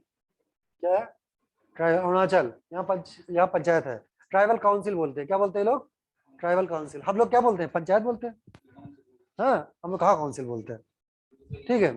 अब शहरी पंचायत में आप देखो, अर्बन, अर्बन पंचायत देखिए, शहरों में जो पंचायत होती है। ठीक है। Municipal corporation, corporation, municipal corporation देखा होगा आपने, municipal corporation, corporation, municipal corporation होता है। ठीक, शहरों में। ठीक है। म्युनिसिपैलिटीज होती है, नगर पालिका जिसको बोलते हैं, म्युनिसिपैलिटीज, म्युनिसिपैलिटीज होती है, नगर पालिका होती है। ठीक है। छोटा शहर है तो टाउन होता है। क्या होता है, टाउनशिप। इंडस्ट्रियल एरिया होता है, टाउन एरिया कमेटी होती है। इंडस्ट्रियल होता है, टाउन एरिया कमेटी। ठीक। इंडस्ट्रियल एरिया में जहां इंडस्ट्री होगा, आप लोगों को टाउन एरिया कमेटी मिलेगी। जैसे भेल के अंदर जाओगे तो टाउन एरिया मिलेगा, उसका नाम होगा पंचायत होगी टाउन एरिया कमेटी। ठीक है। डिफेंस है तो कंटोनमेंट एरिया होता है। डिफेंस जहां रहती है उसको बोलते हैं कंटोनमेंट एरिया। वहां का जो चीफ होता है वो होता है CO, circle of commanding officer, जो डिफेंस का होता है। कंट, हाँ कंटोनमेंट एरिया है वो। ठीक है। वहां का अलग ही चुनाव होता है, वहां चुनाव नहीं होता, वह कमांडिंग ऑफिसर ही हेड होता है। कंटोनमेंट एरिया है। अगर भेल में जाओगे तो क्या मिलेगा, वहां की पंचायत का नाम क्या है, भेल में। वहां टाउन एरिया कमेटी, जो देखो भेल होल के अंदर सड़क वड़क बनवाती है ना, पानी की बिजली की व्यवस्था कराती कौन, टाउन एरिया कमेटी। ठीक है। और टाउनशिप एक छोटा सा कस्बा होता है, कस्बे की पंचायत होती है, छोटा सा कस्बा जहाँ ज्यादा डेवलपमेंट नहीं होता। और बड़े शहरों में और डिस्ट्रिक्ट लेवल पर जो पंचायत होती है उसको बोलते हैं म्युनिसिपैलिटीज। क्या बोलते हैं, म्युनिसिपैलिटीज। ठीक है ना। बड़े, जैसे डिस्ट्रिक्ट लेवल पे, जैसे आपका डिस्ट्रिक्ट बागोर है तो बागोर में एक शहर होगा, शहर में ना वहाँ एक चुनाव होता है, इलेक्शन होता है, उसको बोलते हैं म्युनिसिपल, म्युनिसिपैलिटी का इलेक्शन है। ठीक है। और म्युनिसिपल काउंसिल बोलते हो। ठीक है। और जो बड़े शहर होते हैं जिनकी population 20 lakh, more than 20 lakh होती है, उनमें कारपोरेशन होता है। जैसे देहरादून कारपोरेशन है, municipal corporation of Dehradun, municipal corporation of Kolkata, municipal corporation of नगर निगम जिसे बोलते हैं, municipal corporation of Delhi, municipal Mumbai. ठीक है। मोर देन 20 लाख, 2 लाख, 2 लाख तो बहुत कम होता है, वो तो हमारे डिस्ट्रिक्ट में होगा। ठीक है ना। तो ये municipalities, township, town area committee. और जहां कोस्टल एरिया होते हैं, कोस्टल एरिया होते हैं ना, वहां क्या होता है, पोर्ट बोर्ड। क्या होता है, पोर्ट बोर्ड, पोर्ट बोर्ड। क्या होता है गुड़िया, port board. Port board directed ruled by the parliament of India. Port board वो होते हैं जो तटवर्ती इलाके होते हैं। फॉर एग्जाम्पल, ये तमिलनाडु का कोस्ट है, केरला का कोस्ट है, तो यहाँ जो वो कोस्टल एरिया होते हैं, यहाँ जो पंचायत होती है इसका नाम होता है पोर्ट बोर्ड। और इसके बारे में लॉ कौन बनाता है, parliament of Delhi, parliament of India यानी दिल्ली में बनता है। ठीक। और कारपोरेशन लोकल सेल्फ गवर्नमेंट है, म्युनिसिपैलिटीज है, टाउनशिप है, टाउन एरिया कमेटी है, कंटोनमेंट एरिया, पोर्ट बोर्ड है। ठीक है ना। तो ये आपके पंचायतों के, शहरी पंचायत है। क्या है, अर्बन पंचायत। ठीक है। अर्बन पंचायत कलेक्टिवली इसे कहते हैं, शहरी पंचायत। अब ग्रामीण पंचायत देख लीजिए। ठीक है। ग्रामीण पंचायत में क्या, रूरल पंचायत जिसे बोलते हो, क्या बोलते हो, रूरल पंचायत। सबके बारे में थोड़ा थोड़ा अपने वर्ड में लिख दे। ये बिग सिटीज में होते हैं, बिग सिटीज लिख लीजिए इसको। ठीक, इसको लिखिएगा स्मॉल सिटीज में होते हैं, छोटे शहरों में।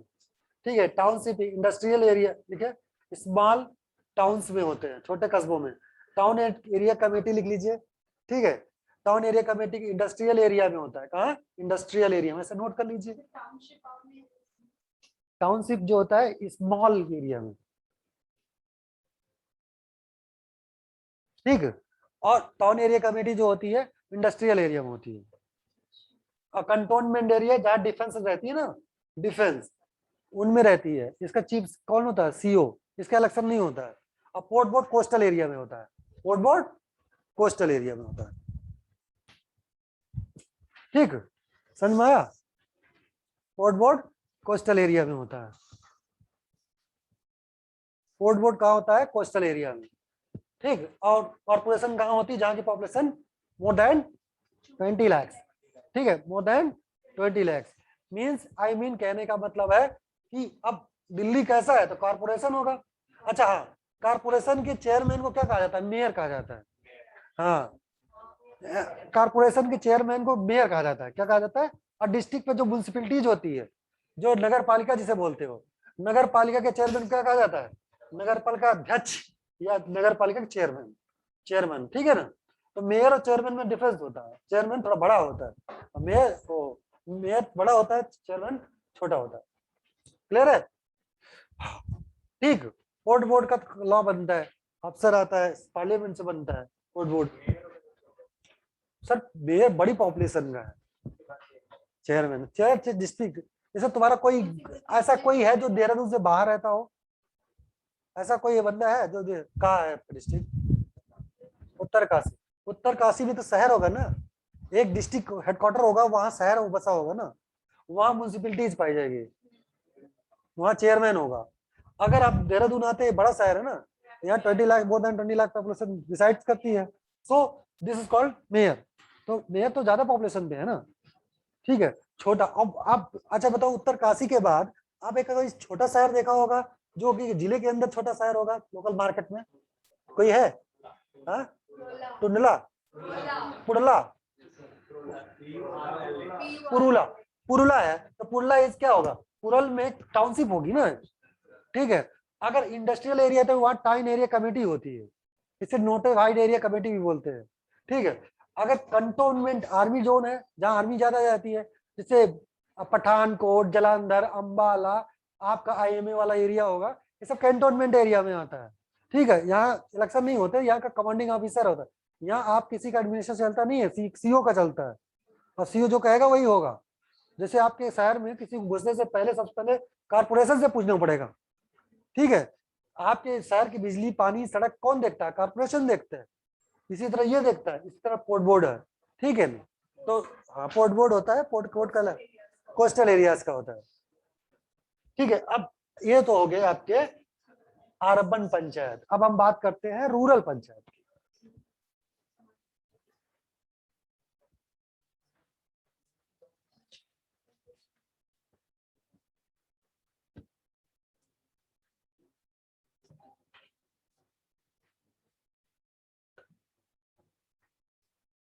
प्रधानी लड़ोगे क्या? प्रधानी लड़ोगे? अच्छा, हम बताते हैं आपको प्रधानी लड़ने की एज कितनी होती है, कोई बता सकता है? गलत है, 21 साल है। प्रधान बनोगे? अभी बना देता हूँ।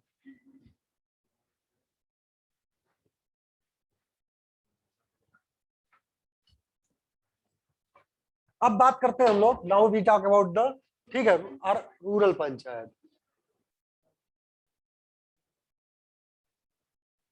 रूरल पंचायत, अब रूरल पंचायत में डिस्ट्रिक्ट लेवल पर डिस्ट्रिक्ट काउंसिल, जिला परिषद जिसे बोलते हो, डिस्ट्रिक्ट काउंसिल, काउंसिल, और लोकली में क्या बोलते हो? जिला परिषद, जिला परिषद। ठीक, डिस्ट्रिक्ट से नीचे जाओ तो block level, block committee, block समिति बोलते हो। ब्लॉक होता है कि नहीं? ठीक है, ये सब सारी कमेटी की जो रिकमेंडेशन आई थी, बलवंत राय मेहता कमेटी ने कहा था। बलवंत राय मेहता ने कहा था कि डिस्ट्रिक्ट लेवल पर 3 टायर सिस्टम होना चाहिए। ठीक है, ब्लॉक कमेटी, ठीक, और डिस्ट्रिक्ट पे panchayat, village panchayat, village level पर विलेज पंचायत। मैं एक क्वेश्चन पूछता हूँ आपसे, अगर थोड़ा भी आपने पॉलिटी पढ़ी है तो बताइए पंचायत किसे कहते हैं? बेसिक क्वेश्चन है 6 क्लास का। हाँ बताओ। नहीं नहीं नहीं, पंचायत, विलेज पंचायत का कॉन्स्टिट्यूशन विधान, जैसे पंचायत, ग्राम पंचायत जिसे बोलते हो, विलेज पंचायत या ग्राम पंचायत हिंदी में बोलते हो, एक्चुअली उन सभी लोगों को गांव के जिनका नाम वोटर लिस्ट में है, उन सभी लोगों से मिलकर बनती है, जिसको बोलते हैं ग्राम पंचायत। ठीक, उन सभी लोगों से जिनकी जो है क्या कहते हैं नाम वोटर लिस्ट में है, ठीक है ना। 18 साल जरूरी नहीं है, जिनका वोटर लिस्ट में नाम होगा वो सब मिलकर मिलेगा।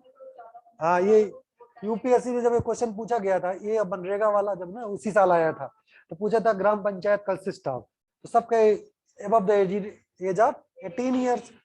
सब सोचे गांव के सभी 18 वर्ष से जितने बड़े लोग हैं, लेकिन उसका आंसर ये नहीं था। उसका आंसर ये था कि उन सभी लोगों से जिनकी एज एक जो है, जिनको वोटर लिस्ट में नाम है, उनसे मिलकर ग्राम पंचायत बनती है।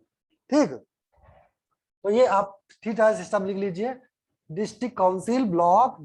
ठीक है, अब देखिए, अब यहाँ पता है प्रधानी का चुनाव लड़ने के लिए एज कितनी होनी चाहिए? ठीक है, 21 ईयर्स। कितनी होनी चाहिए? ठीक है, पागल दिवालिया नहीं होना चाहिए। ठीक है, प्रॉफिट का पोस्ट नहीं होना चाहिए। ठीक है, सिर्फ गांव का नागरिक होना जरूरी नहीं, दूसरे गांव का पढ़ा लिखा नहीं होना चाहिए, ऐसा कहीं नहीं। कुछ कुछ स्टेट है, क्योंकि पंचायत जो है स्टेट का सब्जेक्ट है, और कुछ लोग स्टेट बना रहे हैं। हरियाणा 10वीं बारी राजस्थान बना रहा है, और योगी जी बना रहा है यूपी में, जिसके 2 बच्चे ज्यादा है वो चुनाव लड़ सकता है। लेकिन ये तो गलत है ना, ये तो गलत है ना। ठीक है, अलग अलग स्टेट है, लेकिन ऐसा कॉन्स्टिट्यूशन में कहीं लिखा नहीं है अभी। ठीक है, वो अलग अलग रूल्स बना रहे हैं अपने लिए। क्या क्या जी? पॉलिसी स्टेट का सब्जेक्ट है ना। अब पंचायत जल्दी जल्दी करिए ना, खत्म, हटाइए, बहुत हो गया, नहीं अगली क्लास में नहीं पढ़ाना है इसको। 21 बोर हो जाओगे। ठीक है, पढ़ते पढ़ते 21 ईयर। अब पंचायत जो है क्या कहते हैं, पंचायत 21, इसकी एज कितनी होनी चाहिए? 21 ईयर्स पंचायत राज की। ठीक है, अब इसमें पंचायत के सब्जेक्ट है, जैसे एग्रीकल्चर करना। ठीक है, प्रधान पंचायत का प्रमुख होता है। ठीक है, उसको यूथ और अफर्मेशन कौन दिलवाता है? ब्लॉक का district BDO, block development officer. ठीक है, ब्लॉक डेवलपमेंट ऑफिसर, जो पीसीएस की सबसे छोटी पोस्ट होती है। ठीक है ना, पीसीएस की सबसे छोटी पोस्ट, यानी कम नंबर पाओगे तो वीडियो बनोगे पहले ही। वीडियो को कौन दिला? District magistrate, DM. डीएम दिला भाई, वो ब्लॉक के लेवल पे है ना। हाँ, वही पोस्ट इंजॉय करता है जो प्रेसिडेंट वहां सेंटर में। ठीक है, स्टेट में गवर्नर, और डिस्ट्रिक्ट में डीएम, और ब्लॉक में वीडियो। ठीक है, और बताते हैं विलेज में वीडियो। हाँ, ग्राम विकास अधिकारी, विलेज मारेंगे डालोगे तो। ठीक है ना, तो विलेज डेवलपमेंट ऑफिसर। ठीक है ना। अब इस तरह का तो ये 3 टायर सिस्टम है, इसको आप जो है खुद से पढ़ लीजिएगा थोड़ा डिटेल में, बस इतना जानिए जो इंपॉर्टेंट है। गांव में मिनिमम जो है क्या कहते हैं, एक साल में कम से कम 6 मंथ के डिफरेंस पर 2 बैठकें होनी चाहिए। कितनी बैठकें होनी चाहिए? कम से कम 2 सीटिंग्स होनी चाहिए। कितनी सीटिंग्स होनी चाहिए? 6 मंथ से ज्यादा डिफरेंस नहीं होना चाहिए। जैसे पार्लियामेंट में 6 मंथ का डिफरेंस नहीं होना चाहिए, मैंने बताया था। और साथ साथ आपका लेजिस्लेटिव असेंबली में 6 मंथ से ज्यादा डिफरेंस नहीं होना चाहिए 2 बैठकों के बीच में। ठीक है, इसी तरह इसी में गांव में भी कम से कम नहीं। उसके लिए प्रधान की जिम्मेदारी है डुगडुगी पिटवाए और गांव को इन्फॉर्मेशन दे, गांव के लोग कल बैठक होनी है। ठीक है, अब आके जाए और गांव में बैठे। ठीक है, इंस्टेंसी है। तो ये आपका पंचायत। अब पंचायत के सब्जेक्ट कौन से हैं? तो आपको पता है, गांव में पानी करना, मेले लगवाना, काम क्या, फंक्शन क्या है। ठीक है, टैक्स वसूलना, सैनिटेशन का है, एग्रीकल्चर लाइटिंग करवाना है। ठीक है, ये सब काम कौन करेगा? पंचायत। पंचायतों में कितने सब्जेक्ट है? 29। टोटल सब्जेक्ट कितने हैं? 29। पंचायतों में सब्जेक्ट है 29।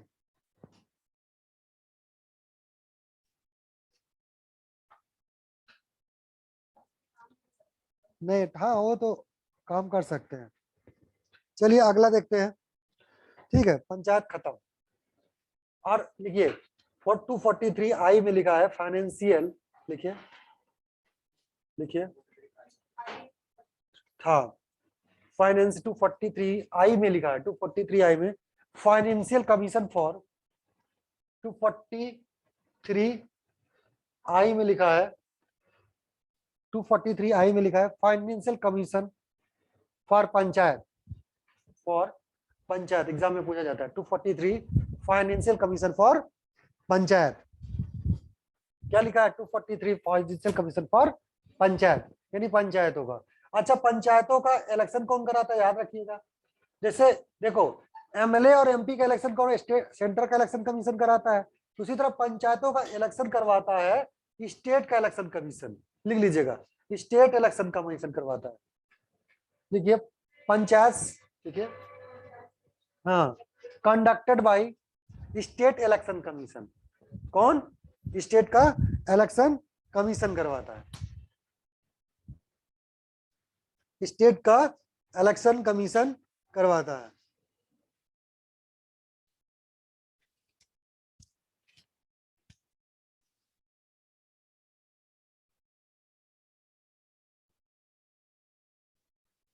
ठीक है,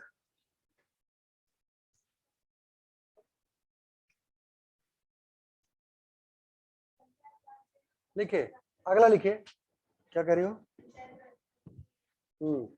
देखिए इंडियन कॉन्स्टिट्यूशन में जो पंचायत जोड़ा गया था 73rd अमेंडमेंट 1992 में, ये क्या था, अर्बन पंचायत था, वो रूरल पंचायत था। क्या लिखा है, बहुत पूछा जाता है, रूरल पंचायत।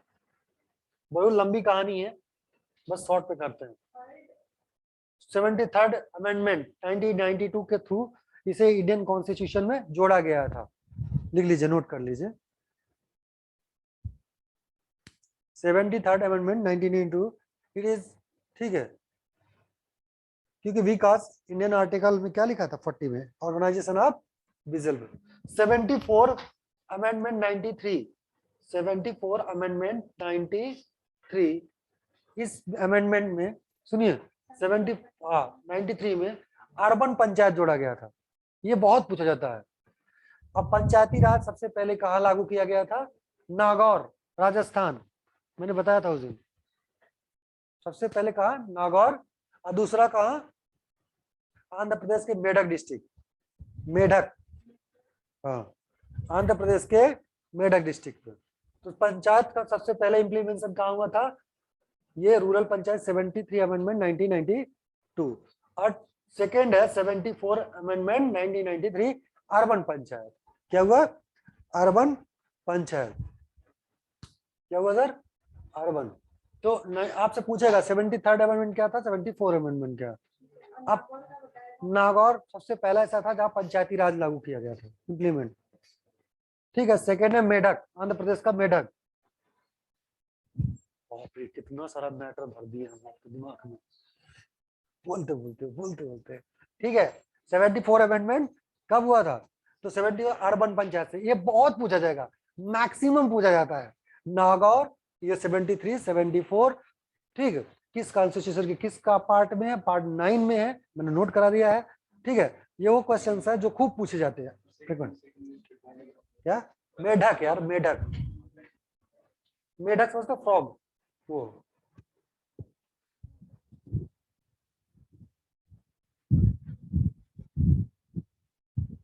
क्या, हाँ,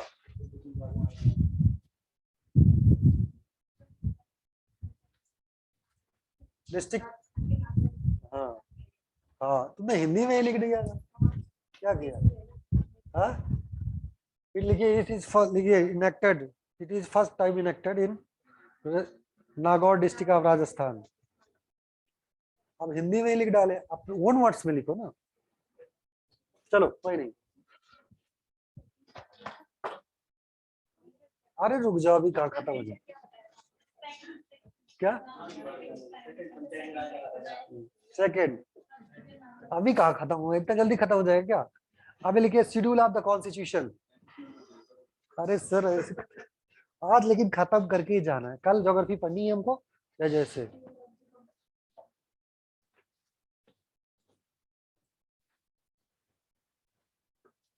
शेड्यूल ऑफ द कॉन्स्टिट्यूशन, ठीक है।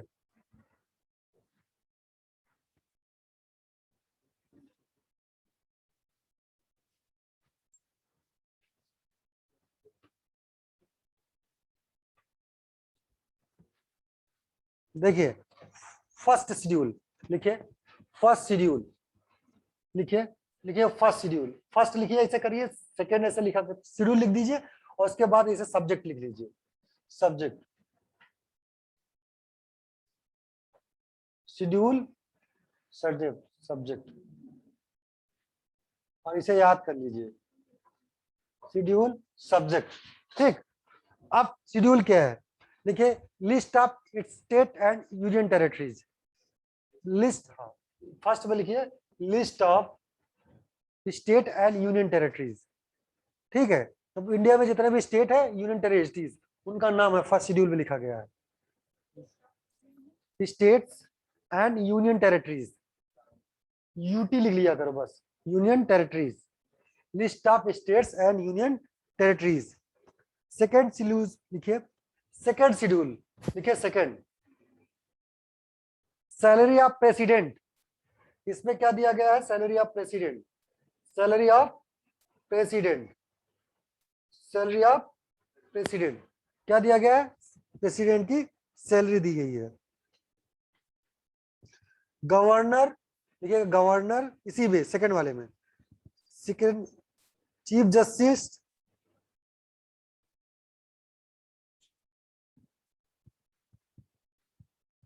ऑडिटर जनरल एंड लिखिए सीएजी लिख लिया शॉर्ट में, सीएजी। अब लिखिए थर्ड शेड्यूल, थर्ड शेड्यूल लिखिए, थर्ड शेड्यूल लिखिए oath and affirmation, oath and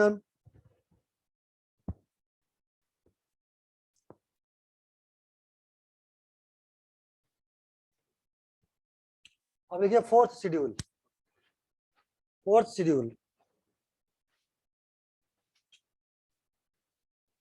fourth schedule allocation of seats, allocation of seat, हाँ in Rajya Sabha, allocation of seats in Rajya Sabha,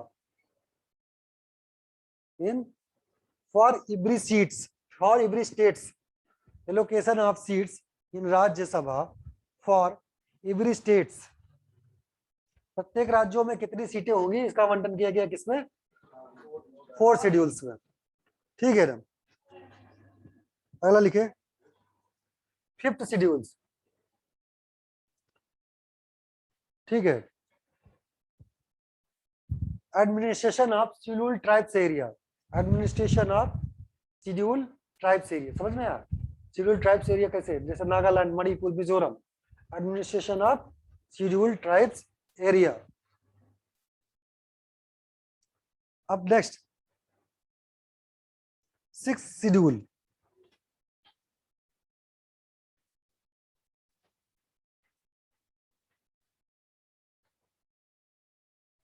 administration of Assam Meghalaya, administration of Assam Meghalaya, Tripura Mizoram, Assam Meghalaya Tripura Mizoram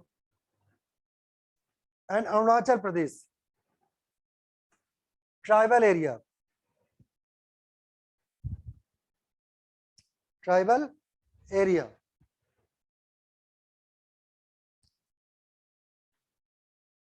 ठीक है, लिखिए Tripura Mizoram and Arunachal Pradesh tribal area. ठीक है, क्या ऊपर वाले में कुछ अलग स्टेट्स हैं, जिन स्टेटों को उनके ये ट्राइबल एरिया, अरुणाचल में कुछ ऐसे भी तो एरिया है जो नॉन ट्राइबल है, और कुछ ट्राइबल है, तो ट्राइबल को नॉन ट्राइबल को उसमें रखा गया, ट्राइबल को इसमें रख दिया इन्होंने। किस पे, फिफ्थ में क्या लिखा है, शेड्यूल ट्राइब एरिया कैसे रहेगा, नॉन ट्राइबल वहां कैसे रहेंगे, और इसमें लिखा गया ट्राइबल एरियाज में कैसे ये ट्राइबल्स रहेंगे।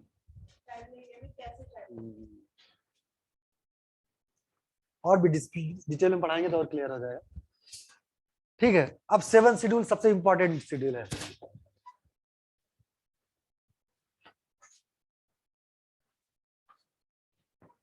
देखिए सेवन शेड्यूल्स लिखिए, ठीक है, लिखिए distribution of subject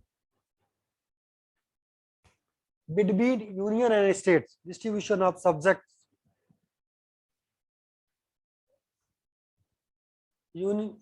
distribution of subject between union and states, between union and states. देखो इस पर लिस्ट है, 3 लिस्ट है, देखिए लिस्ट, हाँ लिस्ट में 3 लिस्ट बनती है। लिस्ट नंबर 1, एक का नाम है यूनियन लिस्ट, जिसपे लॉ बनाने का काम किसका है? सिर्फ लॉ बनाने का काम है पार्लियामेंट का। ये सब्जेक्ट ऐसे हैं जैसे जिस पर लॉ सिर्फ पार्लियामेंट बना सकती है। दूसरा जो है यूनियन के बाद आपका जो लिस्ट है स्टेट लिस्ट, कौन है? स्टेट लिस्ट, जिस पर कानून बनाने का राइट कौन है? स्टेट की लेजिस्लेटिव असेंबली का। ठीक, जिस पर कानून बनाने का काम कौन है?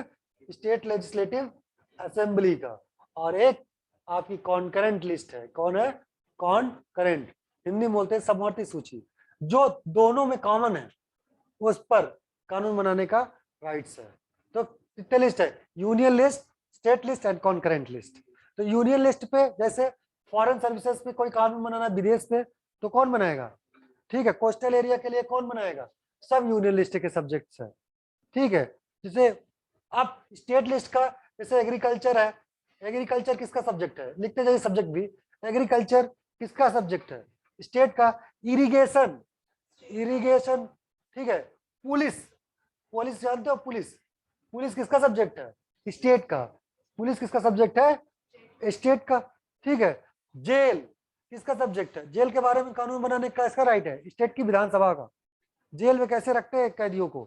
ठीक है, जेल 2 टाइप की होती है, एक सेंट्रल जेल, एक स्टेट जेल। तो सेंट्रल जेल पे कानून बनाने का सेंटर का है, स्टेट जेल का स्टेट का। ठीक है, स्टाम्प पेपर, स्टाम्प पेपर में कानून बनाने का राइट्स किसको है? सेंटर को। स्टाम्प पेपर होता है ना सेंटर का। ठीक है भाई, स्टाम्प पेपर जो अंतर्देशीय क्या बोलते हैं उसको, कि जो लेटर पे छपाया जाता है, टिकट, टिकट, ठीक है, स्टाम्प। ठीक है, और नहीं है जिसपे वो किया डीड की जाती है, स्टाम्प पेपर वो होता है। ठीक है, अब कॉन्करेंट लिस्ट, जैसे फॉरेस्ट, फॉरेस्ट क्या है? सेंटर भी इसको एक काम कानून बना सकती है, इसमें राज्य भी और केंद्र भी, सेंटर बोथ।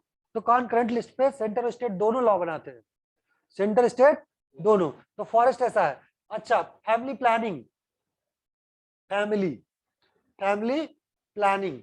अब फैमिली प्लानिंग क्या है? परिवार नियोजन। भाई सेंटर भी टाइट करेगा कि कब बच्चा पैदा करो, और स्टेट भी टाइट कर सकता है। तो फैमिली प्लानिंग किसका है? कॉन्करेंट लिस्ट का है। किसका है? ठीक है। अच्छा, पॉपुलेशन किसका है? Population census, population census subject है किसका? सेंटर का। किसका है? लेकिन परिवार नियोजन किसका है? कॉन्करेंट का। ठीक है, तो इसमें दोनों कानून बना सकते हैं, सेंटर भी बना सकता है, स्टेट भी बना सकता है। क्लियर है ना? तो सेंटर भी बना सकता है और स्टेट भी बना सकता है। तो ये जो कॉन्सेप्ट लिखा है, ये कहीं लिख लीजिए, कॉन्करेंट लिखिए, concurrent list is taken from the, concurrent list is taken from the, concurrent list is taken from the, ठीक है, Australian constitution, Australian constitutions, Australian constitutions, contrast. ठीक है, कहां से लिया गया है? ऑस्ट्रेलियन कॉन्स्टिट्यूशन से। कहां से पूछा जाता है, समवर्ती सूची कहां से ली गई है? तो अगर यूनियन लिस्ट में देखें कितने सब्जेक्ट है टोटल मिला के? 100 सब्जेक्ट है। ठीक है, और यहाँ कितने सब्जेक्ट है? 67 सब्जेक्ट है स्टेट लिस्ट में। और इसमें कितने कॉन्करेंट लिस्ट में? 52 सब्जेक्ट है, 52 सब्जेक्ट। ठीक, यही समझाना था, बाकी सब कुछ रटना है। ठीक है ना? ठीक है, अब लिखिए 8 शेड्यूल, 7th हो गया क्या? यूनियन लिस्ट है पार्लियामेंट। ठीक है, फॉरेन सर्विसेज के लिए कोई फॉरेन पॉलिसी बनाना है। ठीक है, सब चीज आती है जो सेंटर की है। अब रेलवे किसकी है? सेंटर की कि स्टेट की? सेंटर की। तो किसका सब्जेक्ट है? सेंटर, सेंट्रल लिस्ट का है। कॉमन सेंस की बात है। ठीक, रेलवे की एयर एविएशन किसका है? सेंटर का कि स्टेट का? एविएशन, उड्डयन, उड्डयन, उड़ान, सेंटर का। तो सेंट्रल लिस्ट का सब्जेक्ट होगा। तो टोटल 100 सब्जेक्ट लिस्ट है किसमें? सेंटर में। ठीक है, 8th शेड्यूल लिखिए, 22 language of the constitution, 22 language of the constitution. कितनी लैंग्वेज है? 22 लैंग्वेज है। बस आधा घंटे और बचे हैं और हम भी खत्म होने वाले हैं। ठीक है, 22 language of the constitution, 22 language of the constitution. 8वीं अनुसूची में 22 भाषाओं का उल्लेख किया गया है। कितने? 22 भाषाओं का। कितने? याद रखिएगा, 28 लैंग्वेजेस का यूज किया, 22 लैंग्वेजों का यूज किया गया है। ठीक है, कितना? 22 भाषाओं का। ये प्रैक्टिकल दिख रहा है, उधर कहाँ दिख रहा है? इधर देखो, 22 लैंग्वेज का यूज किया गया है। ठीक है ना? तो 22 लैंग्वेजेस का यूज किया गया है। ठीक है ना? अब 9th शेड्यूल लिखिए।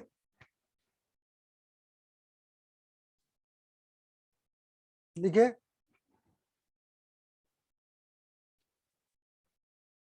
लिखिए।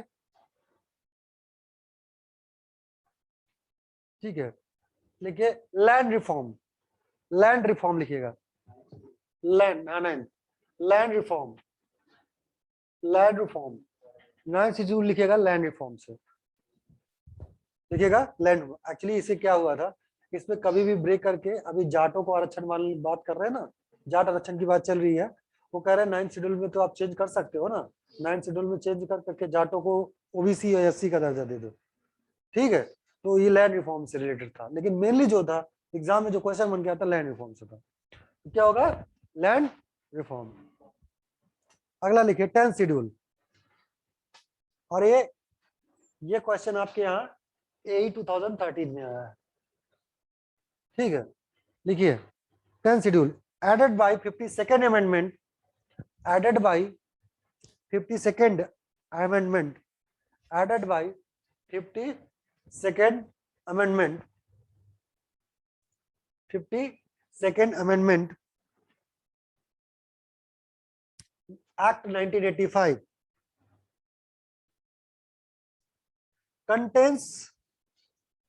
contains provision of disqualification, contains provision of disqualification, contains provision of disqualification, contain provision of disqualification,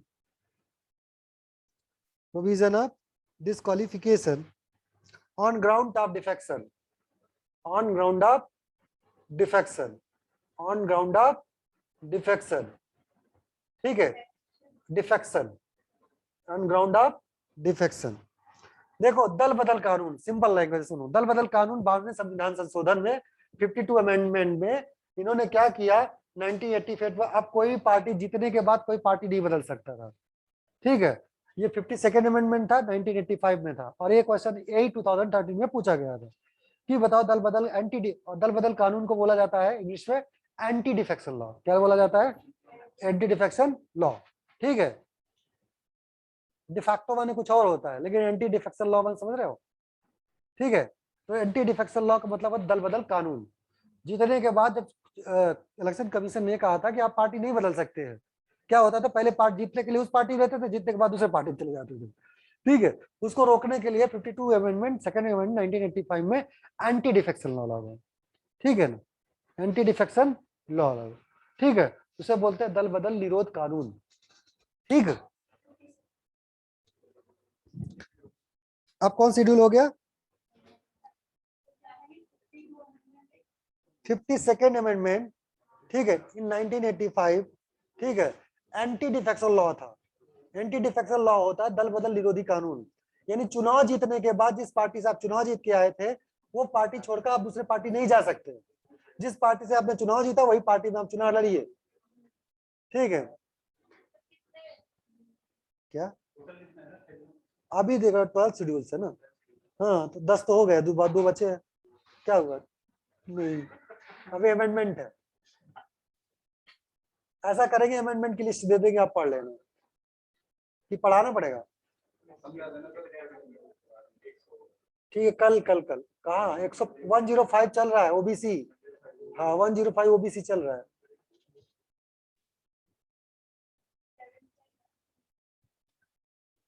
ठीक है, अब लिखिए 11 शेड्यूल।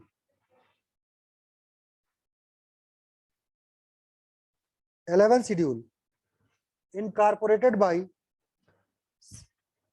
11 शेड्यूल incorporated by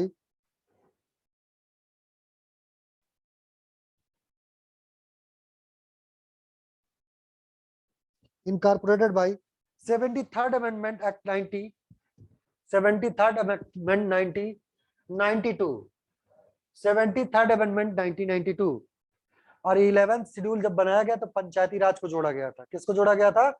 पंचायती राज। ठीक है। Contains provision of Panchayati Raj, contains provision of Panchayati Raj कहा? Contains provision of Panchayati Raj, contains provision of Panchayati Raj. ठीक, contains panchayat provision of Panchayati Raj. तो 73rd amendment 11th schedule में जोड़ करके क्या हुआ? पंचायती राज को, क्योंकि कहाँ लिखा था? आर्टिकल 40 में लिखा था कि ऑर्गेनाइजेशन विजिल पंचायत 1992 में 73rd अमेंडमेंट आया और इसे 11th शेड्यूल बना करके जोड़ दिया गया। 73rd अमेंडमेंट किया गया 1992 में और इसको 11th शेड्यूल बनाया गया और इसको कॉन्स्टिट्यूशन में जोड़ दिया गया। ठीक, अब लिखिए 12 शेड्यूल्स। देखिए अब ये 74 अमेंडमेंट था 1992 में हुआ, 1993 में हुआ 74th amendment. It contains urban panchayat, it contains urban panchayat.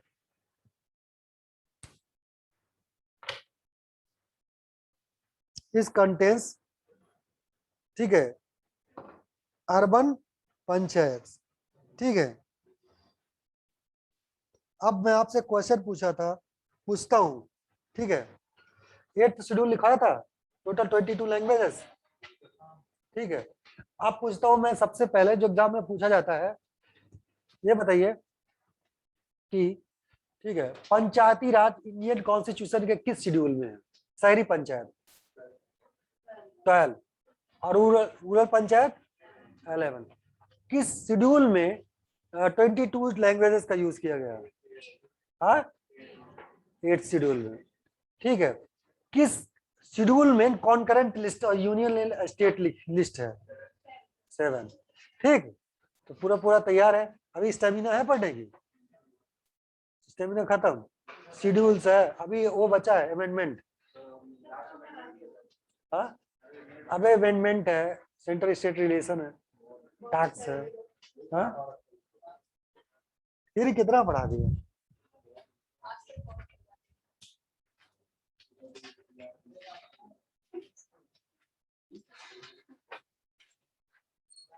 एक क्लास ऐसे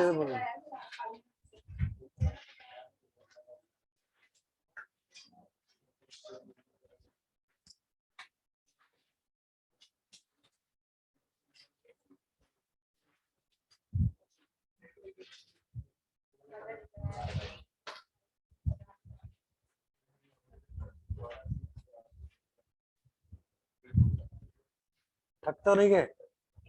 अभी एनर्जी है? बस ब्रेक दे दें। 4 बजे तक क्लास थी, आप 15 मिनट बिफोर है, आप छोड़ रहे हैं। ठीक है, बस बंद कर दो, फिर बात करते हैं।